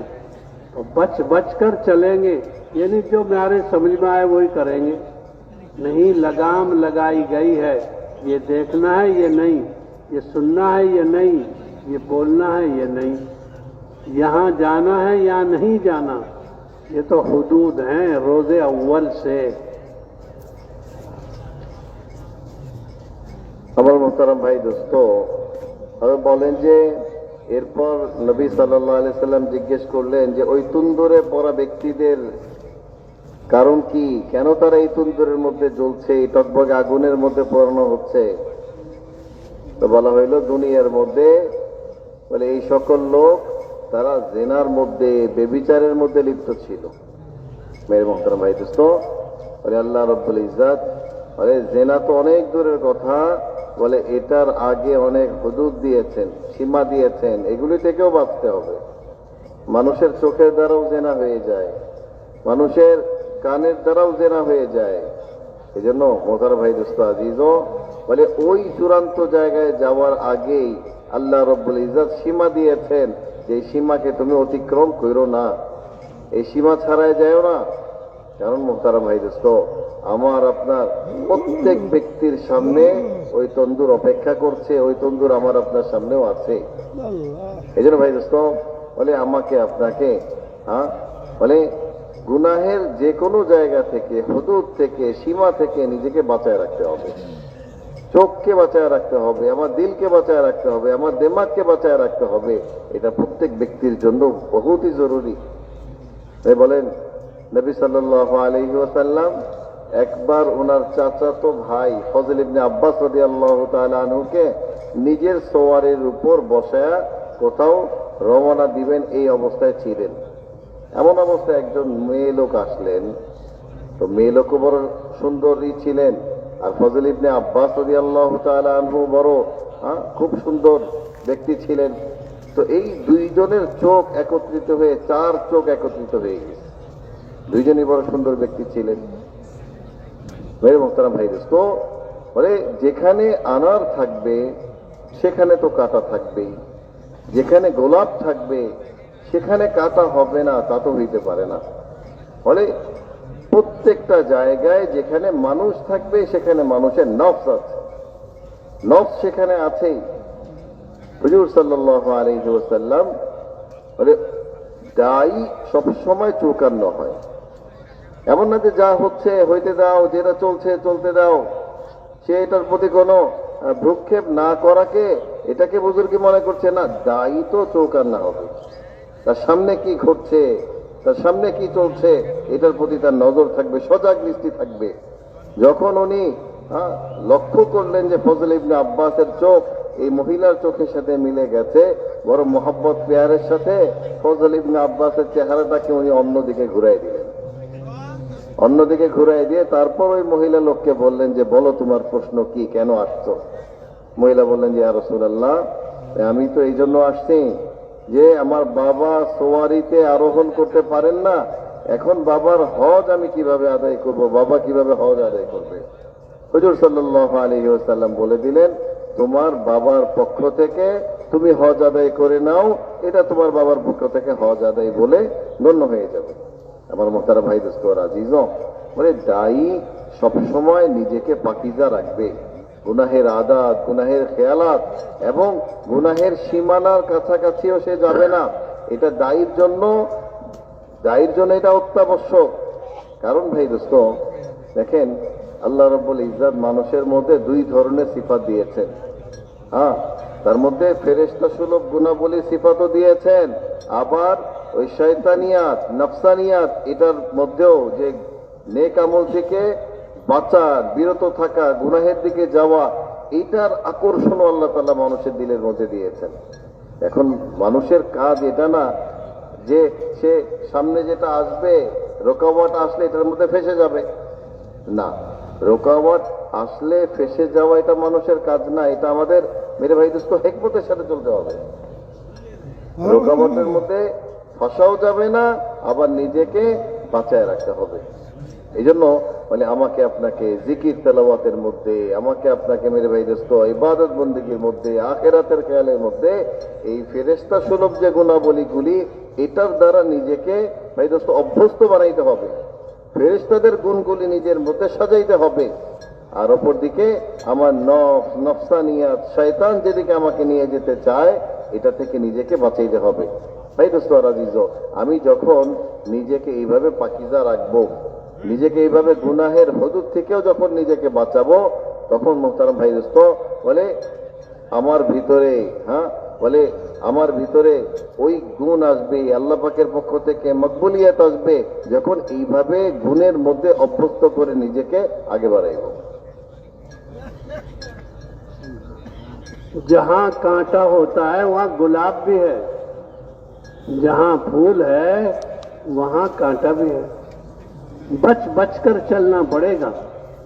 अगर आदमी मारूफात में चला और मुनकरात से नहीं बचा तो नुकसान हो जाएगा। मुनकरात में फंस गया, मारूफात को भूल गया, ये दोनों चीजें पहले दिन से हैं। अल्लाह पाक ने यूं कहा अपने आदम को, कुलू वशरबू, दोनों मियाँ बीवी खा लो। कुला कहना चाहिए था, दोनों खाओ, दोनों नहीं कहा अल्लाह ने। अल्लाह की नजर तो गहरी है, अल्लाह तो आगे तक की बात कह रहे हैं। कुलू वशरबू, खाओ और पियो। क्यों? नस्ल भी तो शामिल है इसमें।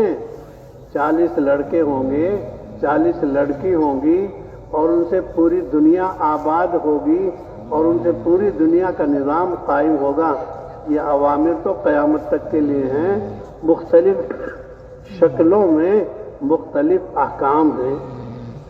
तो इसलिए पहले दिन से, लेकिन ये भी कह दिया वला तक़रबा, इन दोनों मियाँ बीवी इसके करीब मत जाना। हमें हुदूद बताई है, खाओ और पियो, फिजूल खर्ची ना करो। इसलिए हमें जिना से भी बचना है, जिना के दवाई से भी बचना है। हमें हर काम में देखना है मेरी हद क्या है। खर्च करने की भी हद है और न करने की भी हद है, सखावत की हद है, फिजूल खर्ची की भी हद है। इसलिए हम तो हदूद की बाकी रखते हुए जिंदगी गुजारेंगे, हदूद पार नहीं करेंगे, वरना मुल्क का कानून टूट जाएगा। आप अपने मुल्क की हदूद को छोड़कर दूसरे हदूद में चले गए। नहीं, माँ का हक माँ का, बाप का हक बाप का, बीवी का हक बीवी का। हर एक के हुकूक की अदायगी है।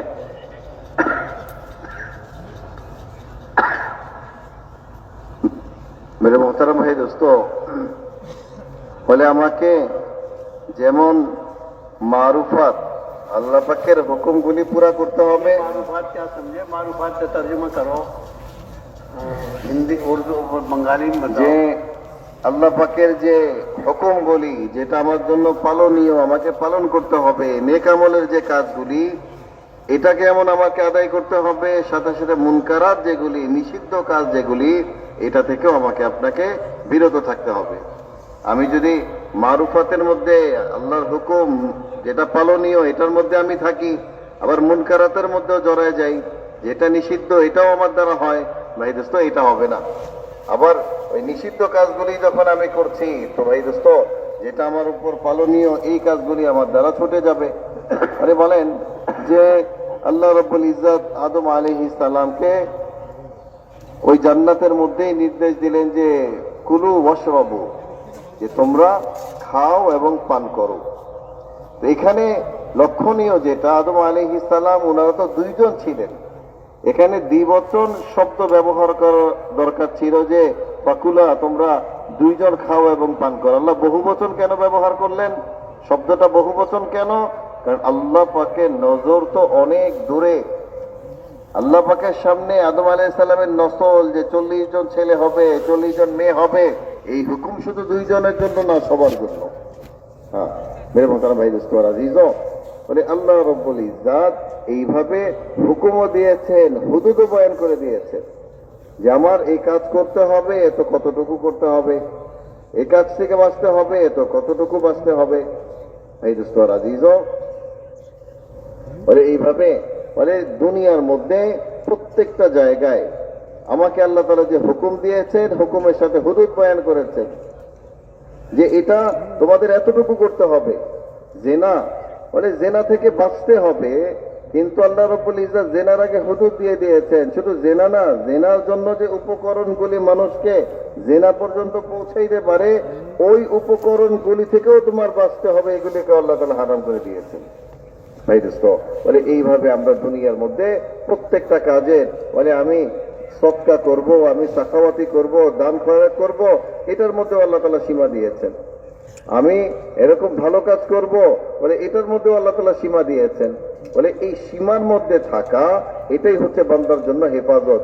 আমি বাংলাদেশের বর্ডারের মধ্যে যতক্ষণ পর্যন্ত আমি আছি, তো আমি ভাই দোস্ত হেফাজতের মধ্যে আছি। কিন্তু কেউ যদি বাংলাদেশের বর্ডারের বাইরে চলে যায়, বলে এই সীমা অতিক্রম করলেই এটা তার জন্য বিপদের কারণ হয়ে দাঁড়াবে। ঠিক এরকম ভাবে ভাই দোস্ত প্রত্যেকটা কাজের মধ্যে আল্লাহ রাব্বুল ইজ্জত আমাকে আপনাকে সীমা দিয়েছেন। আমি আপনি ওই সীমা রেখা যতক্ষণ পর্যন্ত অতিক্রম না করব, ওই সীমা রেখার ভিতরে থাকব, তো আমি আপনি নিরাপদ থাকব। আর যদি সীমা রেখা অতিক্রম হয়ে যায়, বলে এটা আমাকে আপনাকে ওই বিপদের মধ্যে ফেলে দিবে। এই জন্য আল্লাহ রাব্বুল ইজ্জত খাওয়ার কথা বলেছেন, ফকুলা অনুমতি দিয়েছেন তোমরা খাও পান করো, কিন্তু তোমরা ইসরাফ করো না। যে আল্লাহ তাআলা অনুমতি দিয়েছেন খাদ্য পানীয়র জন্য, কিন্তু আবার ইসরাফ থেকেও বাঁচতে বলেছেন, দান খয়রাত করতে বলেছেন, বলে এই পরিমাণ করো, এটারও একটা আল্লাহ পাক হুদুদ বয়ান করে দিয়েছেন, সীমা রেখা দিয়ে দিয়েছেন।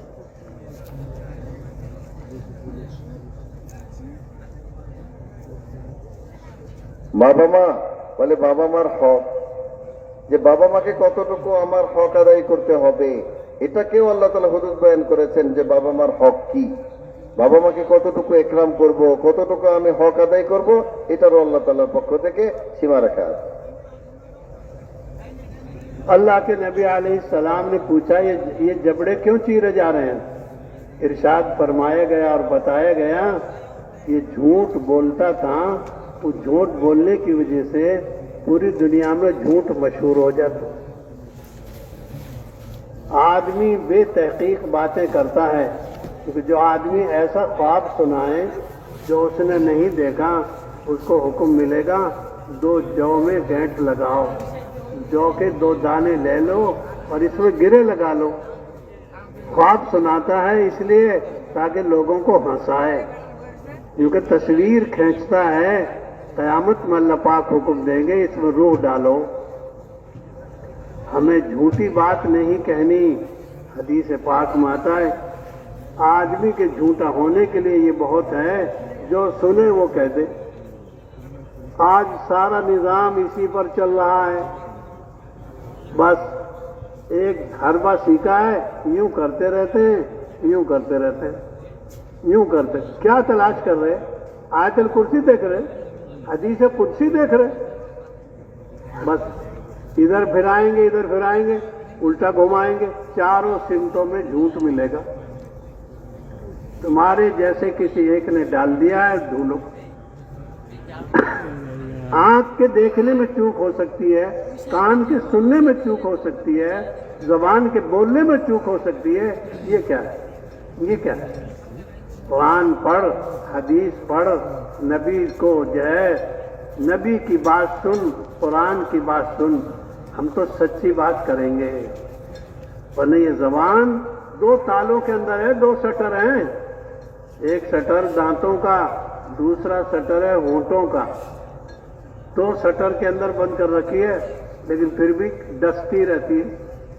दो शटर लगा रखे दांत के, एक मजबूत है और दो होंठों, फिर भी कुछ ना कुछ गड़बड़ करती रहती है। इसलिए किताबों में लिखा है, इसका जुर्म तो बड़ा है, जिस्म छोटा है। हजरत मौलाना यूसुफ साहब रहमतुल्लाह अलैह फरमाते थे, सारा जिस्म इस जबान से पनाह मांगता है, ढंग से रहना, वरना तू तो अंदर छुप जाएगी, सबकी पूरे जिस्म की पिटाई हो जाएगी, तू तो बात कह के अलग हो जाएगी। जुमलों पे लड़ाइयाँ होती हैं, जुमलों पे सुलह हो जाती हैं। यूं कि क़यामत में बड़ा मर्तबा दिया जाएगा एक आदमी को, वो कहेगा मुझे तो इतना मर्तबा नहीं मिलना चाहिए था। यूं कि तूने एक जुमला बोल दिया था, उस जुमले की वजह से आपस में मोहब्बत हो गई, कौम में जोड़ पैदा हो गया। यूं कि मैंने तो इतना बड़ा गुनाह नहीं किया, मुझे इतनी सजा क्यों दी जा रही है? बताया जाएगा, एक जुमला बोल दिया, कौम में लड़ाई हो गई। एक जुमला बोल दिया, नमाजियों में लड़ाई हो गई। एक जुमला बोल दिया, दावत वालों में और मोहब्बत वालों में और कराबत वालों में अलहदगी हो गई। जुमलों पर फैसले होते हैं। निकाह क्या है? निकाह क्या है? निकाह में जुमले तो होते हैं। तलाक क्या चीज है? अब गजुल मुबाहात तलाक, तलाक क्या है? इसलिए बहुत सोच समझकर बोलना है। मुझे क्या कहना है, क्या नहीं कहना, मुझे क्या करना है, क्या नहीं करना। मैं बावला नहीं हूं, क्योंकि समझदार आदमी की अकल उसके काबू में, उसकी जबान काबू में होती है, और बेसमझ आदमी जबान उस पर काबिज होती है। हम ये देखें, मैं कौन सी बिरादरी का आदमी हूं, मेरी जबान मेरे काबू में है, गलती हो जाएगी, इस्तिग़फ़ार है, लेकिन हर गलती का इस्तिग़फ़ार अलग अलग है। तू तलाक दे चुका, अब इस्तिग़फ़ार पढ़ता रहे, अब क्या है? अब हो गए जो कुछ होना, तो उसका एक रास्ता है। इसलिए हमने दावत के काम को छोड़ा है, ये सबसे बड़ा गुनाह है। हमने दावत की मेहनत को छोड़ा है, ये सबसे बड़ा गुनाह है। इसका इस्तिग़फ़ार ये है कि मैं सारी जिंदगी इसमें लगाने का इरादा करूं, और अब तक जो कुछ हो चुका मुझसे माफी मांगूं। ये जबान का बोल है, जबान पर फैसले होंगे, इसलिए सोच समझकर बोलना है। मेरे जुमले से क्या बनेगा? मुझे अल्लाह ने ये जबान दी है, लोगों में मोहब्बत पैदा हो जाए। ये कैंची नहीं है, जैसे चाहे काट दिया, जैसे चाहे कतर दिया, दर्जी की कैंची नहीं है। एक मुसलमान को जबान दी है, इसका हिसाब है। दो शटर बंद है ये, कभी ध्यान जमाया आपने? दांत की शटर एक, होंठों का शटर दो, लेकिन फिर भी ये डस जाती है, फिर भी ये दूसरे को तकलीफ पहुंचाती रहती है। चलो তবে বলেন মেরে ভাই দোস্ত, যে তৃতীয় ব্যক্তি সম্পর্কে জিজ্ঞেস করা হইল, যার মুখ চিরা হচ্ছিল যে কেন এই শাস্তি, বলা হইল যে এই ব্যক্তি দুনিয়াতে মিথ্যা কথা বলে দিত, আর এই মিথ্যাই দুনিয়ার মধ্যে প্রচলিত হয়ে যেত। মেরে ভাই দোস্ত, এই জন্য এই ঝুটা কথা, মিথ্যা কথা বলা থেকে বাঁচা। এমনকি হাদিসের মধ্যে আসছে যে তাহকিক ছাড়া একটা মানুষ কারো থেকে কোনো কথা শুনলো আর এটাকে সে চালায় দিল, বলতে শুরু করলো, তার মিথ্যাবাদী হওয়ার জন্য এতটুকুই যথেষ্ট যে সে তাহকিক ছাড়া কথা চালায় দিছে। ভাই দোস্ত আজিজ, আমাকে আপনাকে আল্লাহ তাআলা যে জবানটা দিয়েছেন, এই জবান ওই ছোট একটা অংশ হাদিসের মধ্যে আসছে যে এটার টুকরাটা তো অনেক ছোট, কিন্তু এটা থেকে যে গুণাগুলি বের হয়, এই গুণাগুলি ছোট না, সবচেয়ে বড় বড় গুণা এই জবানের দ্বারা বের হয়। এই জন্য আল্লাহ রাব্বুল ইজ্জত জবানকে সংরক্ষণ করার জন্য দুইটা বাউন্ডারি দিয়ে দিয়েছেন, দুইটা আমাকে এখানে আটকানোর জন্য আমাকে দুইটা বাউন্ডারি দিয়ে দিয়েছেন। একটা হচ্ছে শক্ত আর একটা হচ্ছে নরম। এই দুইটা কি? এক হচ্ছে ঠোঁট আর এক হচ্ছে আমার দাঁত। ইউসুফ সাহেব রহমতুল্লাহ আলাইহি বলতেন যে এই জবান থেকে পুরা শরীর তার কাছে পানা চায় যে তুমি একটু ভালোভাবে চইল, তুমি একটু সংযত হইয়া ব্যবহার হইও, তোমার জবান থেকে সংযত কথাবার্তা যেন বের হয়, না হলে ভুল তো তুমি করবা কিন্তু পিটাই তোমার উপর আসবে না, তুমি তো ভুল করে ভিতরে চলে যাবা, পিটাই তো আমার পুরো শরীরের উপর আসবে। এই জন্য ভাই দোস্ত, আজকে এক বড় বেধি আমাদের সমাজের মধ্যে ছড়ায় গেছে যে এক টাচ মোবাইল আমাদের হাতে চলে আসছে, তো একবার এদিকে একবার ওদিকে সারাদিন এই মোবাইল, এটা আমাদের হাতের মধ্যে থাকে। এটার মধ্যে আছে কি? এটার আদ্যপান্ত পুরোটার মধ্যে মিথ্যা আর মিথ্যা, এটার মধ্যে ভুল আর ভুল।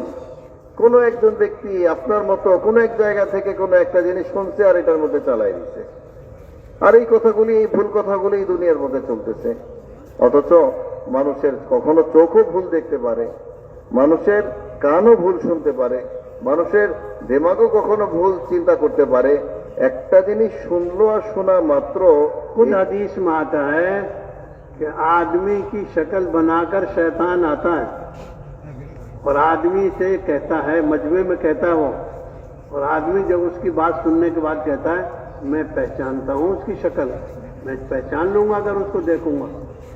तो हर आदमी की शक्ल, जो आदमी आ रहा है जरूरी नहीं वो आदमी हो सकता है वो शैतान बदला, शैतान तो जिन है, और जिन ये तशक्कलून बेअशकाल मुख्तलिफा, ये तो मुख्तलिफ शक्लें बदलता रहता है, कभी चाहे किसी शक्ल में कभी किसी शक्ल में। हर कहने वाले की बात का यकीन मत करो जब तक तसल्ली न करो, इसलिए कि तसल्ली करना मुस्तकिल काम है। বড় জরুরি কথা বললেন যে দেখেন, অনেক সময় আমরা কোনো আমাদের পরিচিত ব্যক্তিদেরকে কোনো ভুল করতে দেখে ফেলি, আর তাকে ভুল করতে দেখে আমরা এটাকে বিশ্বাস করে ফেলি যে এই ব্যক্তি তো এই অন্যায় করে ফেলছে, তার দ্বারা এই ভুল হচ্ছে, সে এই গলতি করছে। অথচ মানে একজন ব্যক্তি জিন্নাতও কখনো তার সুরত ধরে দুনিয়ার মধ্যে এই কাজটা করে ফেলতে পারে, কখনো জিন্নাত বিভিন্ন শেকেল ধরে, ওই শেকেলের মধ্যে তার সুরতে কোনো কাজ করলো আর আমি এটা দেখলাম, আমি দেখে ওই ব্যক্তি মনে করে তার কথাগুলিকে ছড়াই দিচ্ছি, অথচ আসলে এই ব্যক্তিতে এমন কাজ করে নাই। ভাই দোস্ত দেখেন, এই যে জবান, এই জবান বড় হিসাব করে আমাদেরকে ব্যবহার করতে হবে, কারণ এই জবানের প্রত্যেকটা শব্দের মূল্যমান এগুলি আমাদের বুঝতে হবে। একটা শব্দ সে তালাক বলেছে, তো তালাক বলার কারণে একটা হালাল সম্পর্ক চিরদিনের জন্য হারাম হয়ে যাচ্ছে, একটা হালাল সম্পর্ক হারাম হয়ে যাচ্ছে বলে শুধু একটা শব্দ সে কবুল বলেছে, শুধু এই কবুল বলার কারণে একটা শব্দ, এটার দাম কতটুকু, মূল্য কতটুকু, সম্পূর্ণ হারাম একটা জিনিস তার জন্য হালাল হয়ে যাচ্ছে। মেরে ভাই দোস্ত আজিজ, এই জন্য বলে আমাকে আপনাকে এই শব্দের ব্যবহারের ক্ষেত্রে, যে জবান ব্যবহারের ক্ষেত্রে বলে অনেক হিসাবী হইতে হবে, অনেক হিসাব করতে হবে। কারণ দুনিয়ার মধ্যে মানুষ কখনো কখনো এমন কিছু শব্দ সে বলে ফেলে যেটাকে সে চিন্তাই করে না যে এটার দ্বারা সমাজে কত ভয়াবহ ফাসাদ, কত বিপর্যয় সৃষ্টি হতে পারে। সে একটা কথা, শোনা কথা, অথবা তাহকিক ছাড়া কথা, অথবা বেঢঙ্গা পানির সাথে একটা কথা বলে দিল, এই কথাটা বলার কারণে একটা পরিবারের মধ্যে ফাসাদ হয়ে যেতে পারে, পরিবার ভেঙে যেতে পারে। এই কথা বলার কারণে তবলিগওয়ালার সাথে তাদের মধ্যে কত মহাব্বত, কত জামাতের মধ্যে মহাব্বত, একটা শব্দের ব্যবহারের কারণে এই মহাব্বতের সম্পর্ক ভেঙে খান খান হয়ে যেতে পারে। মেরে ভাই আজিজ, আবার একটা শব্দের কারণে অনেক ভাঙা সংসার জোড়া লেগে যেতে পারে। একটা শব্দের কারণে অনেক ভাঙা হৃদয় জোড়া লেগে যেতে পারে। একটা শব্দের কারণে মানুষের জন্য বহুত বড় কল্যাণ বয়ে নিয়ে আসতে পারে একটা শব্দ মানুষের। কিন্তু শব্দগুলি ভাই দোস্ত সাধারণ কোনো জিনিস না যে আমি চাইলেই যে কোনো শব্দ আমি ব্যবহার করতে পারবো। আখিরাতের ময়দানে আল্লাহ রাব্বুল ইজ্জত কোনো কোনো ব্যক্তিকে অনেক বড় মাকাম দিবেন, অনেক মর্যাদা মর্তবা আল্লাহ তাআলা দিবেন। এই মর্তবা এবং মর্যাদা আল্লাহ তাআলা জিজ্ঞেস করবে যে আল্লাহ এত বড় মর্তবা আমাকে কেন দেয়া হচ্ছে, আমি তো এমন কিছু করি নাই।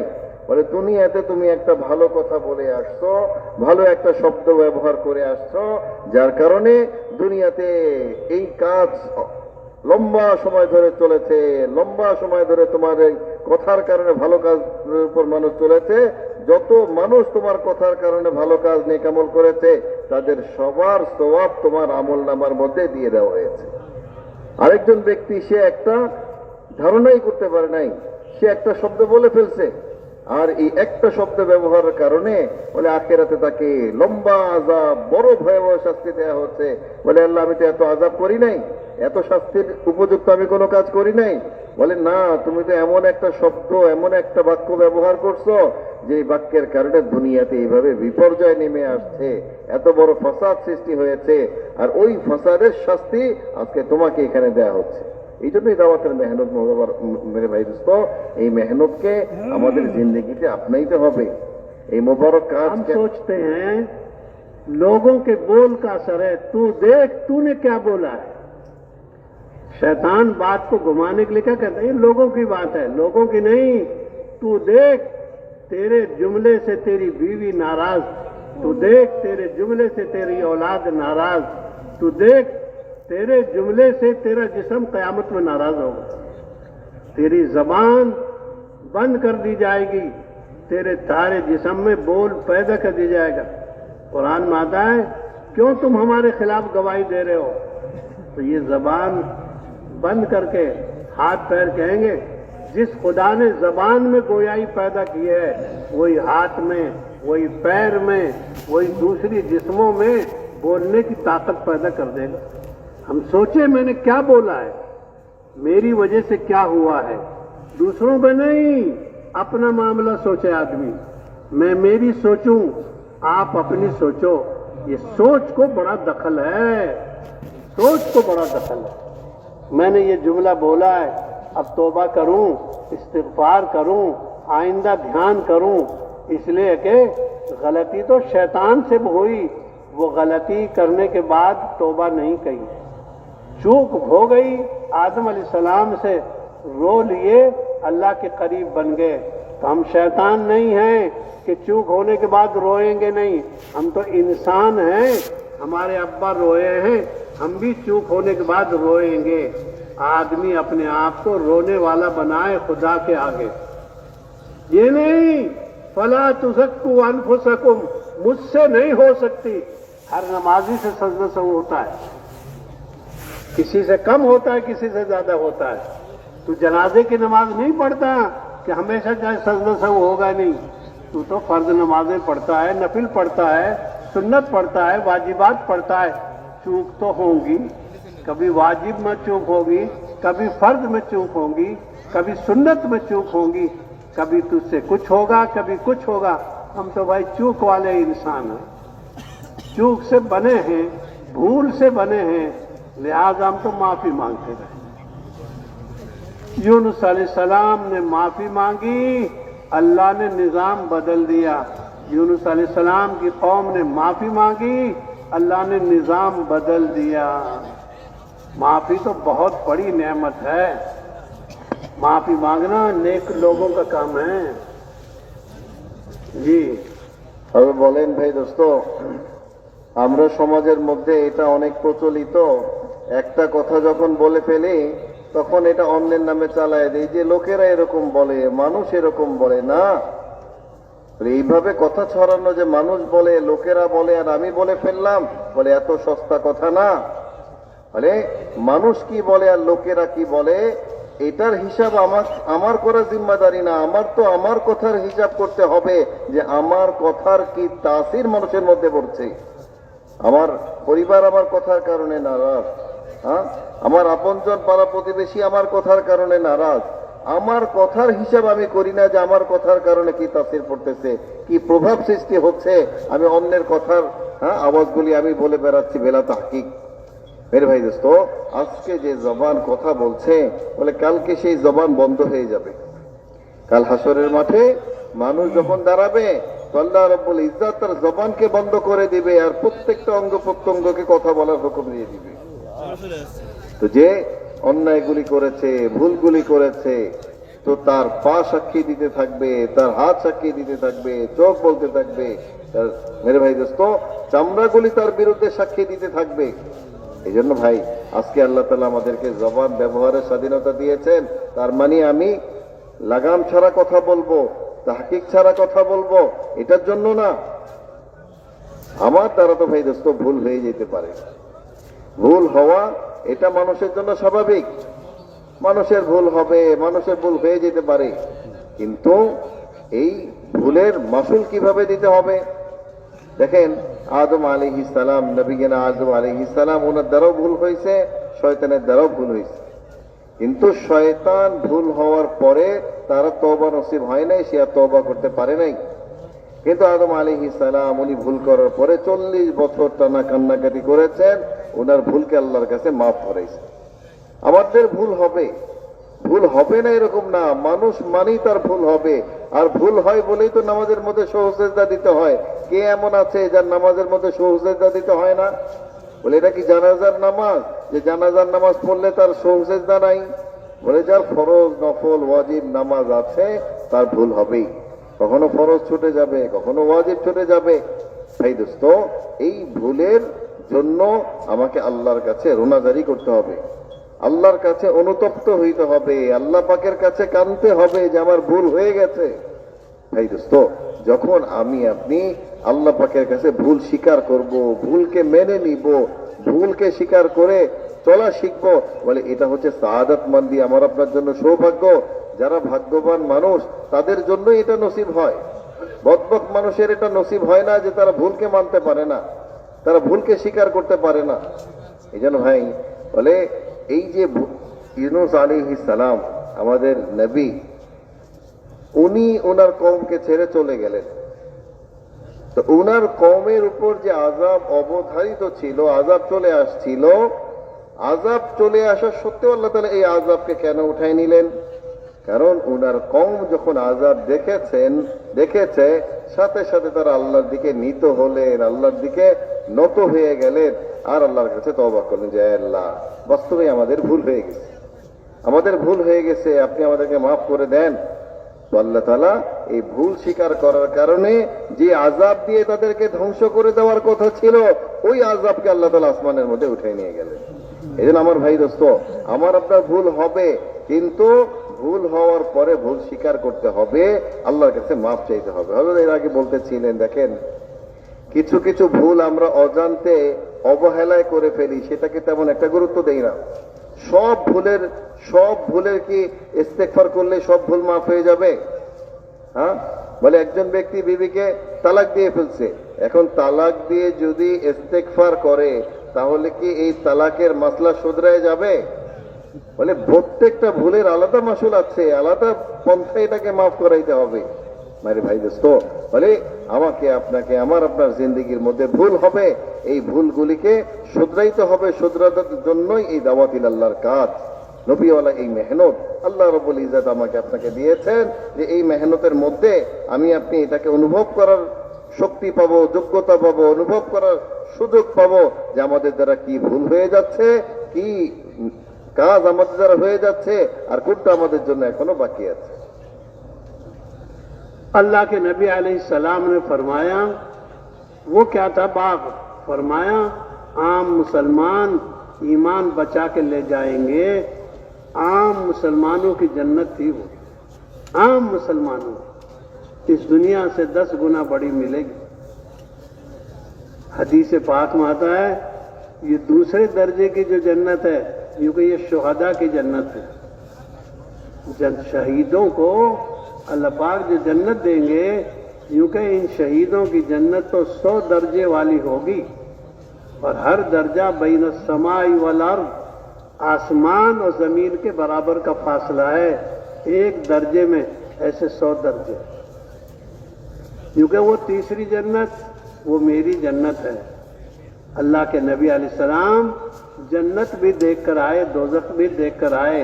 हजरत मौलाना यूसुफ साहब रहमतुल्लाह अलैह फरमाते थे, हमने बीना नबी का हाथ पकड़ा है, नाबीना नबी का हाथ नहीं पकड़ा। जन्नत देख कर आए, दोज़ख देख कर आए, गुनहगारों की सजा देख कर आए, और नेक कामों की सजा देख कर आए। नबी तो मेराज में होकर आए हैं, इसलिए हमने तो बीना नबी का हाथ पकड़ा है, नाबीना नबी का हाथ नहीं पकड़ा। इसलिए हमें समझदारी से काम करना होगा। ये सीरत का काम है, ये हजरत रसूल पाक की सुन्नत का काम है, इसलिए इसमें ऊंच नीच मिलेगी। तमाम सीरत की नजर से हम चलेंगे तो काम में हालात आएंगे। ऐसा नहीं है कि तू मदनी जिंदगी के फतवात देखता है, मक्की जिंदगी बर्दाश्त न करे। इस मुबारक नबी को मक्के की जिंदगी में जो नागवारियां पेश आई हैं वो यकीनन बर्दाश्त करनी पड़ेंगी। काम करने में ऊंच नीच आएगी, काम करने में नागवारियां पेश आएंगी। साहबा ने फरमाया हमने नागवारियों में खैर को पाया। 3 दिन का फाका बर्दाश्त कर लो, 1 साल की हलाल रोजी का दरवाजा अल्लाह पाक खोल देंगे। बीज छोटा फल बड़ा, बीज छोटा दरख्त बड़ा, अमल थोड़ा इनाम ज्यादा। और बोले मेरे भाई दोस्तों अजीजों, যে আল্লাহ রব্বুল ইজ্জত বলে এই আমলগুলির বরকতে আমাকে আপনাকে আখিরাতে যে জান্নাত দিবেন, বলে এই জান্নাতের মধ্যেও স্তর হবে। হাদিসের মধ্যে আসছে যে সাধারণ থেকে সাধারণ মানুষ তাকে আল্লাহ রব্বুল ইজ্জত যে জান্নাত দান করবেন, এক একজন মানুষকে বলে আল্লাহ তাআলা 10টা দুনিয়ার সমান একটা জান্নাত দান করবেন। হ্যাঁ, আর দ্বিতীয় স্তরের জান্নাত আল্লাহ তাআলা শহীদদেরকে দান করবেন। তাদের জান্নাত এমন হবে যে 100 স্তরের জান্নাত, আর এক দরজা থেকে আরেক দরজার দূরত্ব হবে আসমান থেকে জমিনের ফাসলা দূরত্ব যতটুকু, এত বড় মর্তবার জান্নাত আল্লাহ তাআলা শহীদদেরকে দান করবেন। এরপরে মেরে ভাই দোস্ত আজিজও, মানে যে জান্নাত দেয়া হবে সেটা হচ্ছে হুজুর সাল্লাল্লাহু আলাইহি ওয়াসাল্লামের জান্নাত। নবী সাল্লাল্লাহু আলাইহি ওয়াসাল্লামকে আল্লাহ রাব্বুল ইজ্জত বলে সবচাইতে বড় জান্নাত আল্লাহ রাব্বুল ইজ্জত নবী সাল্লাল্লাহু আলাইহি ওয়াসাল্লামকে দিবেন। তো ভাই দোস্ত আজিজও, বলে এই যে জান্নাত বলি, বলে আল্লাহ রাব্বুল ইজ্জত এটাকে বান্দার আমলের কারণে এই জান্নাতগুলির স্তর, জান্নাতগুলিকে আল্লাহ তাআলা দিবেন। কেন? বান্দা দুনিয়ার জমিনে বলে তার জিন্দেগিকে কাজে লাগাইছে, তার জীবনকে কাজে লাগানোর কারণে আল্লাহ রাব্বুল ইজ্জত বলে আখিরাতে তাকে এই মর্তবা, তাকে এই মর্যাদা আল্লাহ রাব্বুল ইজ্জত দান করতেছে।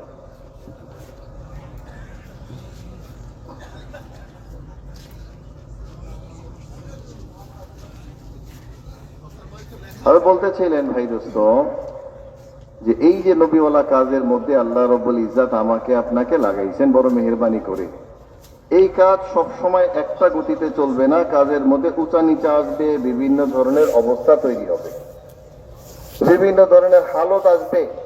আমি যদি শুধু মাদানী জিন্দেগি দেখি, রাসূল সাল্লাল্লাহু আলাইহি সাল্লামের মদিনার মধ্যে শুধু বিজয় আর বিজয়, এক একটা দেশ থেকে দেশ বিজয়, বলে এই বিজয়ের জিন্দেগি যদি আমি দেখি, আমি তো এই ময়দানে চলতে পারবো না। বলে আমাকে মক্কি জিন্দেগি দেখতে হবে। প্রত্যেক দায়ী যে কাম নিয়ে দাঁড়াইছে, এই কামকে জিন্দেগির মাকসাদ বানিয়ে চলছে, এমন প্রত্যেক ব্যক্তির সামনে হুজুর সাল্লাল্লাহু আলাইহি ওয়াসাল্লামের ওই মক্কি জিন্দেগির হালতও আমাদের সামনে আসবে। হ্যাঁ, এই হালতের মধ্যে ভাই দোস্ত আমাকে আপনাকে বরদাস্ত করতে হবে, হালতের মধ্যে চৌকান্নার সাথে আমাকে আপনাকে সবর করতে হবে। এই হালতগুলিতে হুজুর সাল্লাল্লাহু আলাইহি ওয়াসাল্লামের যে সিরাত ছিল, এই সিরাতকে দেখে আমাদের কদম বাড়াইতে হবে। কারণ মোহতারাম, এই হালত যেটা আসে এটা তো বড় অল্প সময়ের জন্য আসে, এটার গাছটা তো অনেক ছোট কিন্তু ফলাফল অনেক বড়। আমি হালত অল্প সময়ের জন্য বরদাস্ত করব, কিন্তু হালত অল্প সময়ে বরদাস্ত করার কারণে যে ফলাফল আসবে, যে নতিজা আসবে, এই নতিজা অনেক বড় আকারে আসবে। একজন ব্যক্তি যদি 3 দিন ক্ষুধার্ত থাকে, তার অভাবের কথা কারো কাছে না বলে, তাহলে হাদিসের মধ্যে আসছে যে আল্লাহ রাব্বুল ইজ্জত তাকে 1 বছরের হালাল রুজির ইন্তজাম আল্লাহ তাআলা করে দিবেন। এই জন্য ভাই দোস্ত আমাদের হালত আসবে, আসাটা স্বাভাবিক। হালতের মধ্যে সিরাতকে সামনে রেখে, নবীর জীবনকে সামনে রেখে আমাকে বরদাস্ত করতে হবে। सारी बातें बात करने से नहीं होंगी, अब सारी जिंदगी खपाना है। अल्लाह पाक ने हमको इस ज़माने में एक आसान काम दिया है, जो कुरान हदीस की रोशनी का काम है। जान का सौदा है, माल का सौदा है। ये सिर्फ बयानात का मौका नहीं है और सिर्फ इज्तिमात की शिरकत नहीं है, 3 दिन की कुर्बानी नहीं, बल्कि आदमी मकसद ज़िंदगी बनाए। अल्लाह का काम मुझे करना है, मस्जिदें आबाद करनी है, कुरान पढ़ने का मिजाज बनाना है और अल्लाह के अहकामात पर अमल करना है, नबी की सुन्नतें जिंदा करनी है। इस काम के लिए मेरी सारी ज़िंदगी लग जाए और खुदा मुझसे राज़ी हो जाए और मुझे खुदा जहन्नम से बचा ले और खुदा जन्नत की कामयाबी दे दे, ये मेरी बुनियादी कामयाबी। इसलिए हम तो अब फैसला करके उठें और ये फैसला तय करें, आज तक की 40 साल की ज़िंदगी, 50 साल की ज़िंदगी जो मेरी गुजर गई, अल्लाह से माफ़ी मांगूं। अब मेरी ज़िंदगी के 20 साल बाकी हैं, 30 साल बाकी हैं, 40 बाकी हैं, 10 मिनट बाकी हैं, 1 मिनट बाकी है, 1 दिन बाकी है, वो रज़ा इलाही में लग जाए और जो हो गया अल्लाह से माफ़ी मांगूं। ये चीज़ें बुनियादी हैं। अगर सही चलने वाला आहिस्ता आहिस्ता चलेगा, मंजिल पर आ जाएगा, और गलत चलने वाला तेज़ी से भी चलेगा तो दूर जाएगा। मकसद ज़िंदगी, हम अंबिया की ज़िंदगी को ज़िंदा करेंगे। अल्लाह पाक ने मूसा अलैहिस्सलाम को कुरान में 136 मरतबा बताया।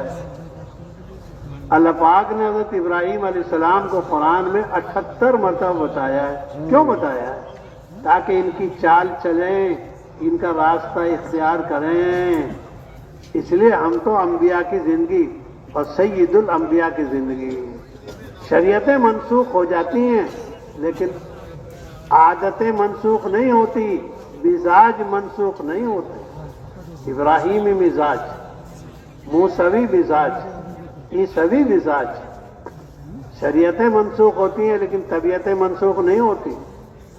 अंबिया अलैहिमुस्सलाम के 25 नाम, 27 नबियों के नाम जो कुरान ने बताए हैं, उनकी चाल चलने के लिए कहा गया। पढ़ के देखो सूरह मरियम, पढ़ के देखो सूरह हज, पढ़ के देखो सूरह अंबिया, पढ़ के देखो सूरह इब्राहीम, पढ़ के देखो सूरह यूसुफ।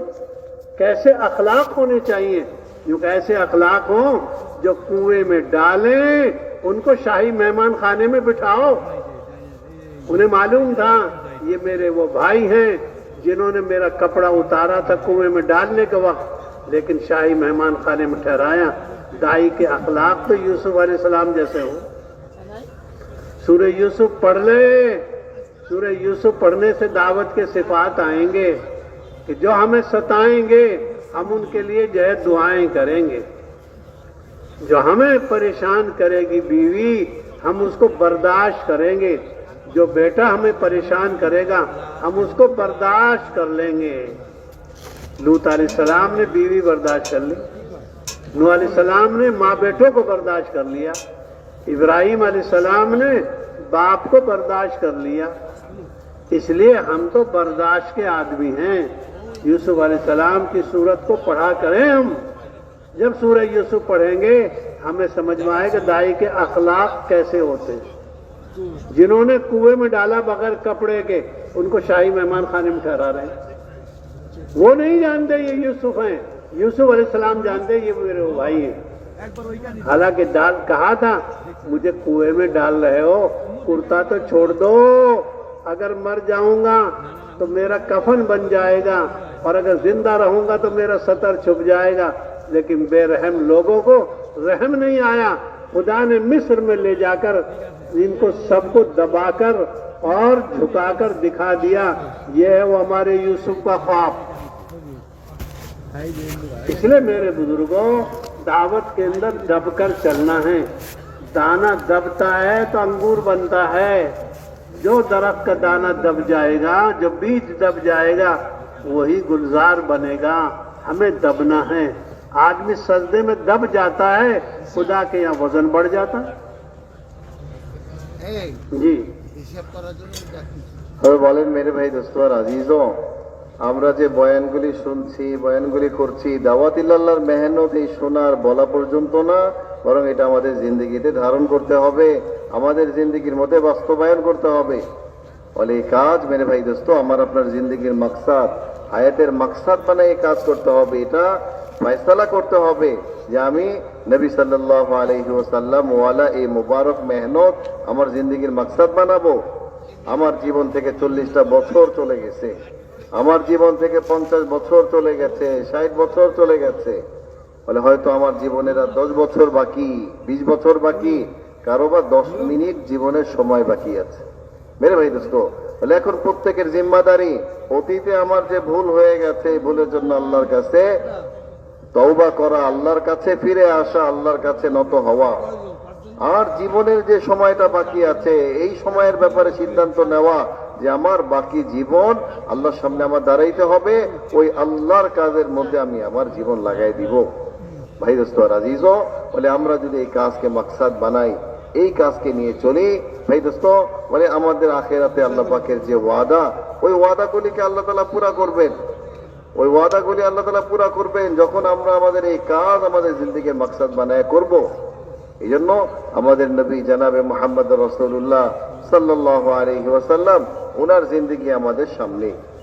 উনি যেভাবে এই কাজকে ওনার জীবনে করে গেছেন, ওই আদর্শকে জীবনে ধারণ করেই আমাকে আপনাকে চলতে হবে। এবং অন্যান্য আম্বিয়া আলাইহিমুস সালামের ব্যাপারেও আল্লাহ রাব্বুল ইজ্জত যে ঘটনাগুলি ওনাদের বয়ান করেছেন, দেখেন ভাই দোস্ত, এই কাজের মধ্যে মানে আমার আপনার জন্য রাহবারি জরুরি। আল্লাহ পাক নবীদেরকে, হযরত মুসা আলাইহিস সালামকে আল্লাহ পাক 136 বার আল্লাহ খেতাব করেছে, লক্ষ্য করে বিভিন্ন আল্লাহ তাআলা হিদায়াত দিয়েছেন। ইব্রাহিম আলাইহিস সালামকে আল্লাহ রাব্বুল ইজ্জত 78 বার আল্লাহ তাআলা খেতাব করে লক্ষ্য করে বলেছেন যে ইব্রাহিম এইভাবে করো, এইভাবে করো। তো এই ময়দানের মধ্যে রাহবারি, আল্লাহর পক্ষ থেকে নির্দেশনা, এটা তো বহুত বড় জরুরি ভাই দোস্ত। দেখেন কোরআনে কারীম যখন নাজিল হয়েছে, অন্যান্য নবীদের কিতাব গ্রন্থগুলি মানসুখ রহিত হয়ে গেছে। ওই কিতাবের আহকামগুলি তো এই উম্মতের জন্য আর প্রযোজ্য না, কিন্তু অন্যান্য নবীদের আদর্শ, তাদের সিফাত, তাদের যে গুণগুলি ছিল, এই গুণগুলি কখনো রহিত হয় না, মানসুখ হয় না। এরা প্রত্যেক কিয়ামত পর্যন্ত আনেওয়ালা উম্মতের জন্য সবক। যে আল্লাহ তাআলা ইব্রাহিম আলাইহিস সালামের মধ্যে কি গুণ দিয়েছেন, আল্লাহ মুসা আলাইহিস সালামের মধ্যে কি গুণ দিয়েছেন, নবিয়ানা ইউসুফ আলাইহিস সালাম, উনাকে আল্লাহ তাআলা কি গুণগুলি দিয়েছেন। হ্যাঁ, উনাকে আল্লাহ তাআলা কি গুণগুলি দিয়েছেন। ভাই দোস্ত আজিজও, এই গুণগুলি ধারণ করা এটা প্রত্যেক দায়ীর জন্য জরুরি। আমরা যদি সূরা আম্বিয়া পড়ি, আমরা যদি সূরা মারইয়াম পড়ি, আমরা যদি সূরা ইউসুফ পড়ি, তাহলে দেখবো যে নবীদের গুণাবলী কি, নবীদের কি গুণগুলি আল্লাহ তাআলা বয়ান করেছেন। তো এই কোরআনের মধ্যে পূর্বেকার নবীদের এই গুণগুলি বয়ান করার মাকসাদ কি, যে এই উম্মত এই দাওয়াতের মেহনত করতে গেলে তাদের এই গুণগুলি দরকার, তারা নবীওয়ালা এই গুণগুলিকে নিয়ে চলবে। কখনো বিবিকে বরদাস্ত করতে হবে, বিবি কথা মানে না, তো আমাকে দেখতে হবে যে নূহ আলাইহিস সালাম কিভাবে বিবিকে, লূত আলাইহিস সালাম কিভাবে বিবিকে বরদাস্ত করে এই কাজ করেছে। এই কাজ করতে যেয়ে কখনো দেখবো যে আমার বেটা আমার ছেলে আমার কথা মানে না, আমি যেভাবে বলছি চলে না, তো আমি নূহ আলাইহিস সালামকে দেখবো যে নূহ আলাইহিস সালাম কিভাবে তার বেটাকে বরদাস্ত করেই এই কাজকে চালিয়েছেন। এইভাবে কখনো আমার আপনজন, আমার ভাই ব্রাদারের পক্ষ থেকে হালত আসবে, আপন মানুষের পক্ষ থেকে হালত আসবে, যাদের পক্ষ থেকে হালত আসে, কষ্ট আসে, এই মানুষগুলিকে আপনায় নিতে হবে। এই সবক আল্লাহ তাআলা সূরা ইউসুফে আমাকে আপনাকে দিয়েছেন। সূরা ইউসুফকে হযরত বলেন যে আমরা যদি বেশি বেশি পড়ি, এটার অর্থগুলি বোঝার চেষ্টা করি, তাহলে মানে সূরা ইউসুফের গুণগুলি আমাদের জন্য ধারণ করা সহজ হবে। ওই গুণগুলি আমাদের জিন্দেগিতে আনা আমাদের জন্য মেরে ভাই দোস্ত আজিজও বলে সহজ হবে যখন এই সূরা আমি আপনি পড়ব। দেখেন कुर्ते का किस्सा सुनाओ। হ্যাঁ, দেখেন ইউসুফ আলাইহিস সালামকে ওনার ভাইয়েরা ষড়যন্ত্র করে কূপের মধ্যে ফেলে দিল। আর এই ঘটনা এত নির্দয় ভাবে তারা সম্পাদন করলো যে ভাই বলছিলেন, ছোট ভাই, আদরের ভাই, যে আমাকে কূপে ফেলে দিচ্ছ, অন্তত কুর্তাটা আমাকে দিয়ে দাও, গায়ের লেবাসটা আমাকে পরার সুযোগ দাও, যাতে আমি যদি মরে যাই এই কাপড়টা আমার কাফন হবে, আর যদি আমি বেঁচে থাকি এটা আমার জন্য সতর হবে। তো এতটা নির্দয় ব্যবহার ওনার সাথে করা হয়েছে যে ওই কুর্তাটাও খুলে রাখা হয়েছে, কুর্তা খুলে ওনাকে কূপের মধ্যে ফেলে দিছে। হ্যাঁ, ওই নবী ইউসুফ আলাইহিস সালামকে আল্লাহ তাআলা দেখাইলেন যে আল্লাহ মিশরের বাজারে নিয়ে গেলেন, আর ওই মিশরের গভর্নর আল্লাহ তাআলা ইউসুফ আলাইহিস সালামকে বানিয়ে দিলেন, আর ভাইদেরকে তার কাছে অবনত করে, ভাইদেরকে তার কাছে অভাবী করে আল্লাহ তাআলা ভাইদেরকে তার কাছে যখন ফিরায় নিয়ে আসছেন, ভাইরা তো ইউসুফ আলাইহিস সালামকে চিনে নাই, কিন্তু ইউসুফ আলাইহিস সালাম ঠিকই তার ভাইদেরকে চিনছেন। আর ওই চিনার পর তাদের থেকে কোনো ইন্তেকাম নেন নাই, কোনো বদলা নেন নাই, ওই ভাইদেরকে সম্মানের আসনের মধ্যে বসাইছেন। ভাই দোস্ত, এটা হচ্ছে দায়ীর সিফাত, যে যাদের পক্ষ থেকে কষ্ট আসবে তাদের থেকে বদলা না নিয়ে তাদেরকে বরদাস্ত করা, ইকরাম করা। মেরে মুহতারাম ভাই দোস্ত আজিজও, বলে আমি আপনি যখন এইভাবে নবীদের গুণগুলিকে নিজেদের জীবনে নিয়ে কাজ করব, তো আমাদের কাজের মাকবুলিয়াত আসবে, আমাদের এই কাজকে আল্লাহ তাআলা আপন কুদরতের দ্বারা আগে বাড়ায় নেবেন। এই কাজের সিফাত হচ্ছে ভাই দোস্ত বলে নত হয়ে চলা। এই কাজই এমন যে একটা দানা দেখেন, এটা যখন পিষে যায়, এটা যখন চূর্ণ বিচূর্ণ হয়ে যায়, তখন এটার দ্বারা আটা হয়, এটা মানুষের খাদ্যে পরিণত হয়, খাদ্য উপযোগী হয়। এইভাবে যখন মাটির নিচে এই দানাকে ফেলা হয়, তো এটা ফুলে ফলে সুশোভিত হয়ে যায়। ঠিক এরকম ভাবে বান্দা যখন আল্লাহর কাছে সেজদায় পড়ে, যখন সে নত হয়ে যায়, তো এই বান্দার মর্তবা আল্লাহ পাকের কাছে কত বড় হয়ে যায়, কত বড় মর্তবা আল্লাহ তাআলার কাছে তার হয়ে যায় যখন সে নত হয়। এই জন্য দাওয়াতের ময়দানে আমাকে আপনাকে প্রত্যেককে নত হয়ে চলতে হবে, নিজেকে নমনীয় বানাইতে হবে, নিজেকে দবাইতে হবে, তখন আল্লাহ আমাদের দ্বারা কাজ নেবেন।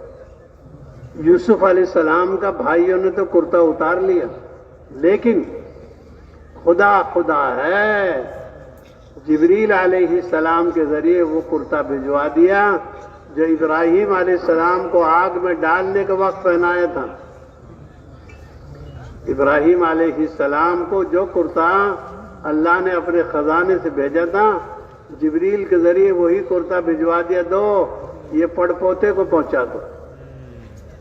और फिर अल्लाह पाक ने इस कुर्ते में जिस्म के छुपाने की तासीर नहीं, यूसुफ अलैहिस्सलाम ने यह कुर्ता अपने अब्बा याकूब अलैहिस्सलाम के लिए लिखा, भेज दिया, जिसकी तासीर लिखी कुरान में फरसद बसीरा, जो कि इस कुर्ते को पहनते ही हजरत यूसुफ अलैहिस्सलाम की बीनाई वापस आ गई।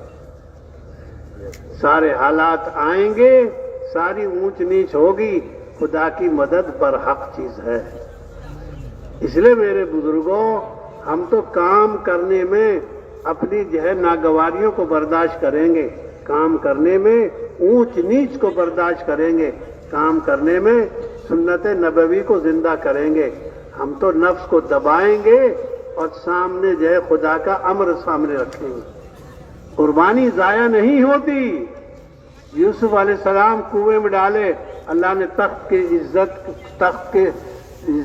तख्त पर इज्जत की कुर्सी पर बिठा दिया। उन माँ बाप को और उन जो है भाइयों को दिखा दिया, जो कुर्बानी देता है वो जाया नहीं होता। इसलिए कुर्बानी तो कभी जाया नहीं होती। इब्राहिमी कुर्बानी खुदा को पसंद आ गई, सारी आसमानी किताबें इब्राहिम अलैहिस्सलाम के घर में। तौरात, इंजील, तौरात तो 70,000 नबियों ने पढ़ी है। कुर्बानी वाले घराने जाया नहीं होते, कुर्बानी जो है जाया नहीं होती। इसलिए जो जान की माल की कुर्बानी देगा अल्लाह के काम में, अल्लाह उसकी नस्ल को बचा के रखेंगे। इसलिए मेरे बुजुर्गों, ये दावत का काम तो सिफात का है, ये दावत का काम तो इबादत का है, ये दावत का काम तो तौबा करने का है, ये दावत का काम तो माफ करने का है, ये दावत का काम तो अल्लाह के लिए।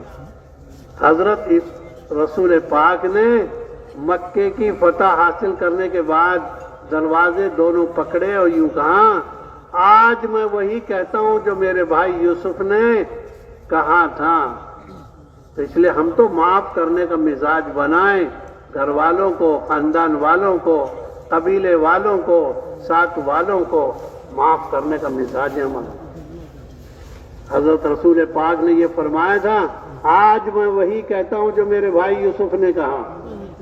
इस काम में माफी असल है, हर एक को माफ करना, हर एक को दरगुजर करना। ये इंतकामी काम नहीं है, ये तो दरगुजर का काम। हर एक को माफ करना, हर एक से माफी मांगना अल्लाह की जनाब में ये माफी पसंद है। हजरत आयशा कहने लगी, या रसूल अल्लाह, मैं शब कदर में क्या मांगूं? फरमाया यूं कहे, अल्लाहुम्मा इन्नका अफ़ुव्वुन करीम तुहिब्बुल अफ़्व फ़अफ़ु अन्नी।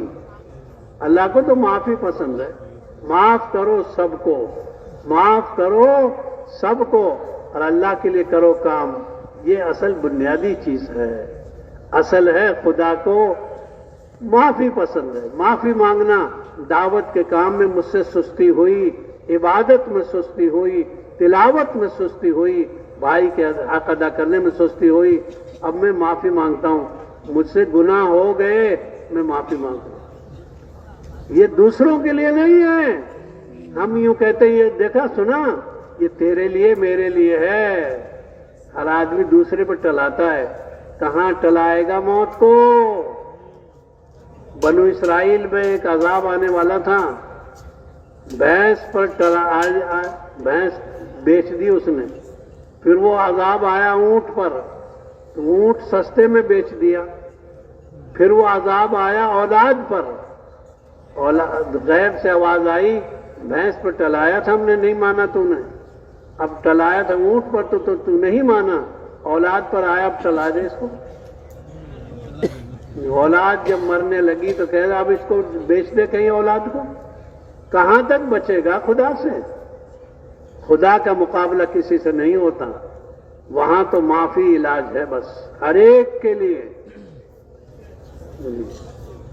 मेरे भाई दोस्तों আজিজও, ইউসুফ আলাইহিস সালামের গায়ে থেকে তার ভাইয়েরা তো কাপড় ছিনায় নিল, কাপড় খুলে নিল, কিন্তু বলে আল্লাহ রব্বুল ইজ্জাত, যিনি রব, যিনি বানানেওয়ালা, ওই আল্লাহ ওই কূপে ফেলানোর সাথে সাথে জিবরিল আলাইহিস সালামকে ইউসুফ আলাইহিস সালামের জন্য ওই পোশাক দিয়ে পাঠাইলেন, যেই পোশাককে তার পূর্ব পিতা ইব্রাহিম আলাইহিস সালামকে আগুনে ফেলার সময় যে পোশাক পরাইছিলেন, এই পোশাকটাকে দিয়ে ইউসুফ আলাইহিস সালামের কাছে আল্লাহ তাআলা জিবরিল আলাইহিস সালামকে পাঠিয়ে দিলেন। মেরে ভাই দোস্ত আজিজও, বলে এই কাজ তো বলে মাইনা নেওয়ার কাজ, এই কাজ তো নিজেকে সবর করানোর কাজ, এই কাজ তো মেরে ভাই দোস্ত আজিজও নত হওয়ার কাজ। ইউসুফ আলাইহিস সালাম যখন নত হইলেন, কূপের মধ্যে পড়ে গেলেন, আল্লাহ তাআলা এই নবী ইউসুফ আলাইহিস সালামকে ওই মিশরের গভর্নর বানাইলেন, আর তার মাতা পিতা তার ভাই সবাইকে তার কাছে নত করে ওই মিশরের মধ্যে নিয়ে গেলেন। এইভাবে ভাই দোস্ত আমার আপনার জিন্দগিতে এই দাওয়াতের মেহনত আমি আপনি যদি করি, দাওয়াতের মেহনতকে যখন আমি আপনি নিয়ে চলি, ভাই দোস্ত আমার আপনার জীবনেও হালতগুলি আসবে। আর এই হালতগুলি কখনো কখনো আপন মানুষের কাছ থেকেই আসবে। এই হালতগুলির অন্যের কাছে বলে আমার লাভ কি? এই হালতের মধ্যে আমাকে তো বরদাস্ত করে চলতে হবে। এটাই হচ্ছে এই হালতের আমার জন্য পরীক্ষা। ভাই দোস্ত, বলে আমাকে নিজেকে ইবাদতের মধ্যে, সিফাতের মধ্যে, রোনাজারির মধ্যে, তেলাওয়াত জিকিরের মধ্যে নিজেকে অভ্যস্ত বানাইতে হবে। এই হালতগুলি যত আসবে, এই হালতের মধ্যে তত বেশি আম্বিয়া আলাইহিমুস সালাম যেই সিফাত নিয়ে তারা চলেছেন, ওই সিফাতগুলিকে নিজের মধ্যে ফিট করতে হবে, ধারণ করতে হবে। নবীদের সিফাত ছিল মাফ করে দেওয়া, নবীদের সিফাত ছিল মাফ করে দেওয়া। ইউসুফ আলাইহিস সালাম ওনার ভাইদেরকে যখন আসলেন, ভাইদেরকে মাফ করে দিয়েছেন। বলে এই মাফ করা হচ্ছে নবীওয়ালা কাজের মেজাজ। ইন্তেকাম নেওয়া, বদলা নেওয়া, প্রতিশোধ নেওয়া, এটা নবীওয়ালা কাজ যারা করে তাদের সাথে বলে এটা কোনোদিনও মুনাসিব হবে না যে তারা ইন্তেকাম, বদলা নেওয়ার জজবা রাখবে। তারা মাফ করবে, সে যেই হোক, তার জন্য সে ক্ষমা চাবে। আল্লাহ পাক এই মাফিকে পছন্দ করেন। হযরত আয়েশা রাদিয়াল্লাহু আনহা উনি নবী সাল্লাল্লাহু আলাইহি সাল্লামকে বললেন শবে কদরের মধ্যে যে ইয়া রাসূলুল্লাহ, এই রাতে আমি কি দোয়া করব? বলে এই দোয়া করো, আল্লাহুম্মা ইন্নাকা আফুউন কারীম তুহিব্বুল আফওয়া ফাআফু আন্না। আয় আল্লাহ, আপনি ক্ষমাশীল, আপনি ক্ষমা করাকে পছন্দ করেন, ক্ষমাই আপনার ভূষণ, আপনি আমাকে মাফ করে দেন।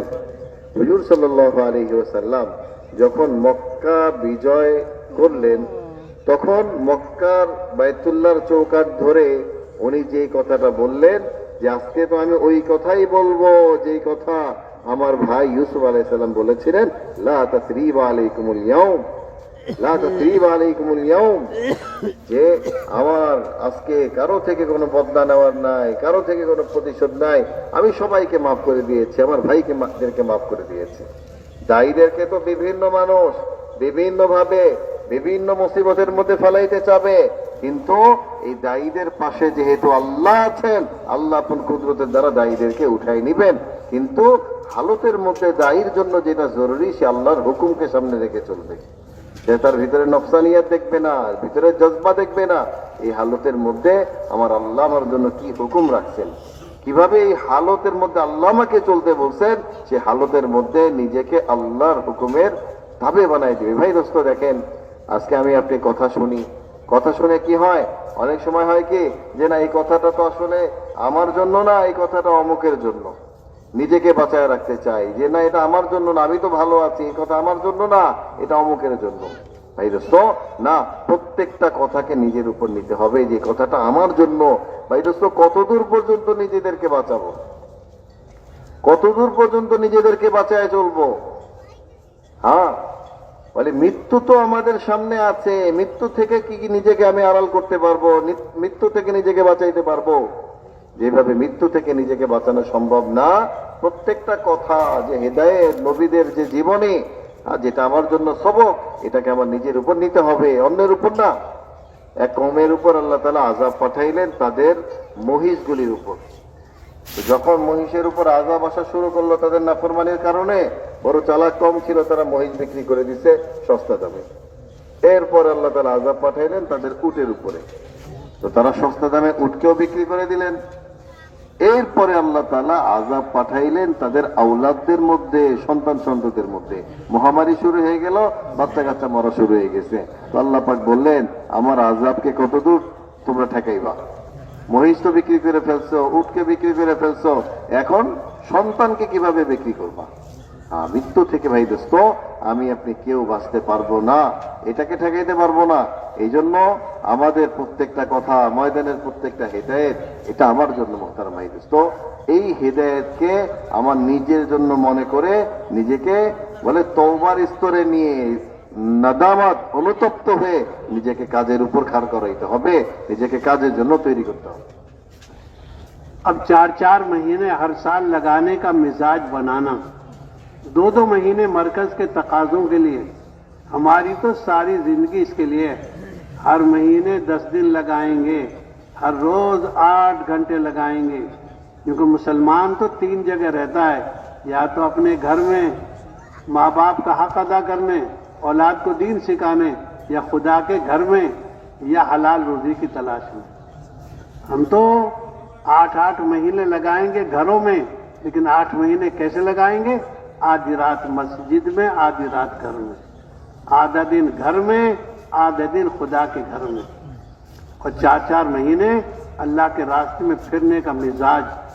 और 1 साल 4 महीने लगाएंगे अपने इलाके में, और 1 साल लगाएंगे 4 महीने अपने मुल्क में, और तीसरा साल जब आएगा तो 5 महीने की जमात बनाकर किसी पड़ोसी मुल्क में जाएंगे। हमारी तरतीब जिंदगी गुजारने की ये होगी, 4 महीने लगाएंगे अपने इलाके में और दूसरे साल लगाएंगे 4 महीने अपने मुल्क में, और तीसरे साल जो है 5 महीने की जमात बनाकर 2 महीने की मस्तूरात की जमात बनाकर किसी दूर के मुल्क में जाएंगे। अल्लाह की जमीन में बड़ी गुंजाइश है, इसलिए आप और हम सब इसका फैसला करके खड़े होकर बताओ। 4-4 महीने की नकद जमातें, 5 महीने की नकद जमातें, 2-2 महीने की नकद जमातें, हिम्मत करके बताओ। अल्लाह ने मौका दिया है, मौके से फायदा उठाओ। मेरे भाई दोस्तों और अजीजों, আর বলেন যে আল্লাহ রব্বুল ইজ্জত আমাদেরকে বহুত বড় এক মৌকা দিয়েছেন। এই ইস্তেমার মাঠে আমাদের দিলগুলিকে নরম করে আল্লাহ আমাদেরকে কবুল করবেন, এই জন্য ময়দানে নিয়ে আসছেন। এই মৌকাটাকে আমাদের কাজে লাগাইতে হবে। এই মৌকাটাকে, এই যে দীর্ঘ সময় হযরত নবীদের কথাগুলি শোনাইলেন, দীর্ঘ সময় উনি নবীদের জিন্দেগি আপনাদের সামনে বয়ান করে শোনাইলেন। ভাই দোস্ত, এটা কি যে আমার জন্য চূড়ান্ত সবক, আমার জিন্দেগির চূড়ান্ত নতিজা কি হইতে যাচ্ছে, বলে এটা থেকে ইবরত সবক আমাকে এখনই নিতে হবে, ময়দানে ফয়সালা করতে হবে। এই জন্য ভাই দোস্ত বলে আমি আপনি সবাই প্রত্যেককে এই মৌকাটাকে আখিরি মৌকা মনে করে কাজে লাগাইতে হবে। এই জন্য বলেন যে আমরা 4 মাসের আদত বানাই, বছরে 4 মাস চলতে হবে, এটার অভ্যাস আমরা গড়ে তুলি। 4 মাস আমরা আল্লাহ পাকের রাস্তায় লাগাবো আর 2 মাস আমরা মার্কাজকে দিব। এটার মধ্যে আমরা অভ্যস্ত হই, এই তরতিবের মধ্যে আমরা নিজেদেরকে ঢালি। মানে বলেন মোহতারাম ভাই দোস্ত আজিজও, এক হচ্ছে 4 মাস আমি আল্লাহ পাকের রাস্তায় দিব, 8 মাস কিভাবে কাটাবো এটারও তরতিব, যে আমি অর্ধেক রাত আমি ঘরে, অর্ধেক রাত মসজিদে, অর্ধেক দিন আমি কামাই রুজির মধ্যে, অর্ধেক দিন আমি মসজিদে। এইভাবে আমার জিন্দেগিকে আমি সাজাই। মুমিনের জিন্দেগি হয়তো ঘরে থাকবে বাবা মা বাল বাচ্চার খেদমতে, আর না হয় সে আল্লাহর ঘরে থাকবে, আর না হয় সে হালাল রুজি অন্বেষণের মধ্যে থাকবে। এই 3টা জায়গার মধ্যে মুমিনের জিন্দেগি ব্যবহার হইতে পারে। মেরে ভাই দোস্ত, এই জন্য আমরা রোজানা 8 ঘন্টা সময় লাগাবো, প্রত্যেক মাসে 10 দিন সময় লাগাবো, এবং প্রত্যেক বছর 4 মাস। কিভাবে? এক বছর আমার বলে নিজের এরিয়ার মধ্যে, নিজের এলাকার মধ্যে আমি 4 মাস সময় লাগাবো। আরেক বছর আমি আমার মুলকের তাকাজার মধ্যে, আমার দেশের তাকাজার মধ্যে, মার্কাজ যেভাবে আমাকে ইস্তেমাল করেন, আমি দেশের তাকাজার মধ্যে 4 মাস সময় লাগাবো। আর তৃতীয় 4 মাস, তৃতীয় বছরে যে কখনো মাস্তুরাত সহ 2 মাস, কখনো 4 মাস আমরা বাহিরের মুলুকে সফরে সারা দুনিয়ার তাকাজা নিয়ে সারা দুনিয়ার মধ্যে সফর করব। মোহতারাম ভাই দোস্ত, এইভাবে যদি আমরা আমাদের জিন্দেগির তারতিব বানাই, ভাই দোস্ত, লাখো মানুষের হৃদায়তের জরিয়া আল্লাহ আমাদেরকে বানাইবেন। আর এই বানানোর জন্যই আল্লাহ তাআলা আমাদেরকে ইস্তেমার ময়দানের মধ্যে নিয়ে আসছেন। আজকে আমি আপনি যদি অনেক সময় মনে করি যে আমার দ্বারা হবে না, না, আমার দ্বারা হবে যদি আমি নিজেকে মনে করি যে আল্লাহ আমার দ্বারা করাইবেন, আল্লাহর দ্বারা এটা সম্ভব। আমার যোগ্যতার দিকে আমি দেখবো না, আমি দেখবো যে আমার মালিক আমার দ্বারা করাইতে পারেন। আমরা যদি এটা মনে করি যে এই ময়দান থেকেই আমাদের 4 মাসের জন্য বিদেশ সফরের জন্য, মুলকের তাকাজা নিয়ে ফেরার জন্য আল্লাহ পাক আমাদেরকে নিবেন, আল্লাহ পাকের দ্বারা সম্ভব, আমার দ্বারা সম্ভব না, আল্লাহ করনেওয়ালা জাত। আর আল্লাহর জাতের উপর উম্মত করে যদি ভাই দোস্ত আমি আপনি দাঁড়াই, আমাকে আপনাকে পুরা দুনিয়ার মধ্যে কে চালাইবেন? আল্লাহ চালাইবেন। এই জন্য ভাই দোস্ত, ওই আল্লাহর রাস্তায় এই ময়দান থেকে 4 মাস সময় লাগানোর জন্য তৈরি আছি না ভাই ইনশাআল্লাহ?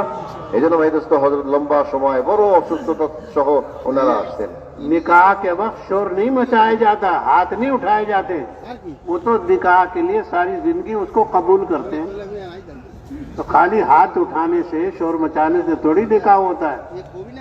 इरादा करो, फैसला करो। जी, और 4 महीने की जमातें बताओ। আর বলেন যে দেখেন, এই আমরা অনেক শোর করলাম, আওয়াজ করলাম, এটা দ্বারা কিন্তু কাজ হবে না। বিবাহের মঞ্চে যখন আমরা বসি তখন এই শোরগোল দ্বারা কাজ হয় না। বলে ছোট্ট একটু শব্দ বলে কবুল বলে, এই কবুল বলার মানে কি? বলে আমি সারা জীবনের জন্য তাকে গ্রহণ করে নিলাম। আজকে আমার আপনার এই ফয়সালা করতে হবে যে দাওয়াতের মোবারক মেহনত নবীওয়ালা কাজ যে আল্লাহ তাআলা আমাকে আপনাকে দিয়েছেন, এই মোবারক কাজকে আমি আমার নিজের জিন্দেগির জন্য নিয়ে নিলাম। এই কাজকে পুরো দুনিয়াতে চালানোর জন্য আমরা 4 মাসের জন্য দাঁড়ায় যাব। তৈরি আছি তো ভাই ইনশাআল্লাহ?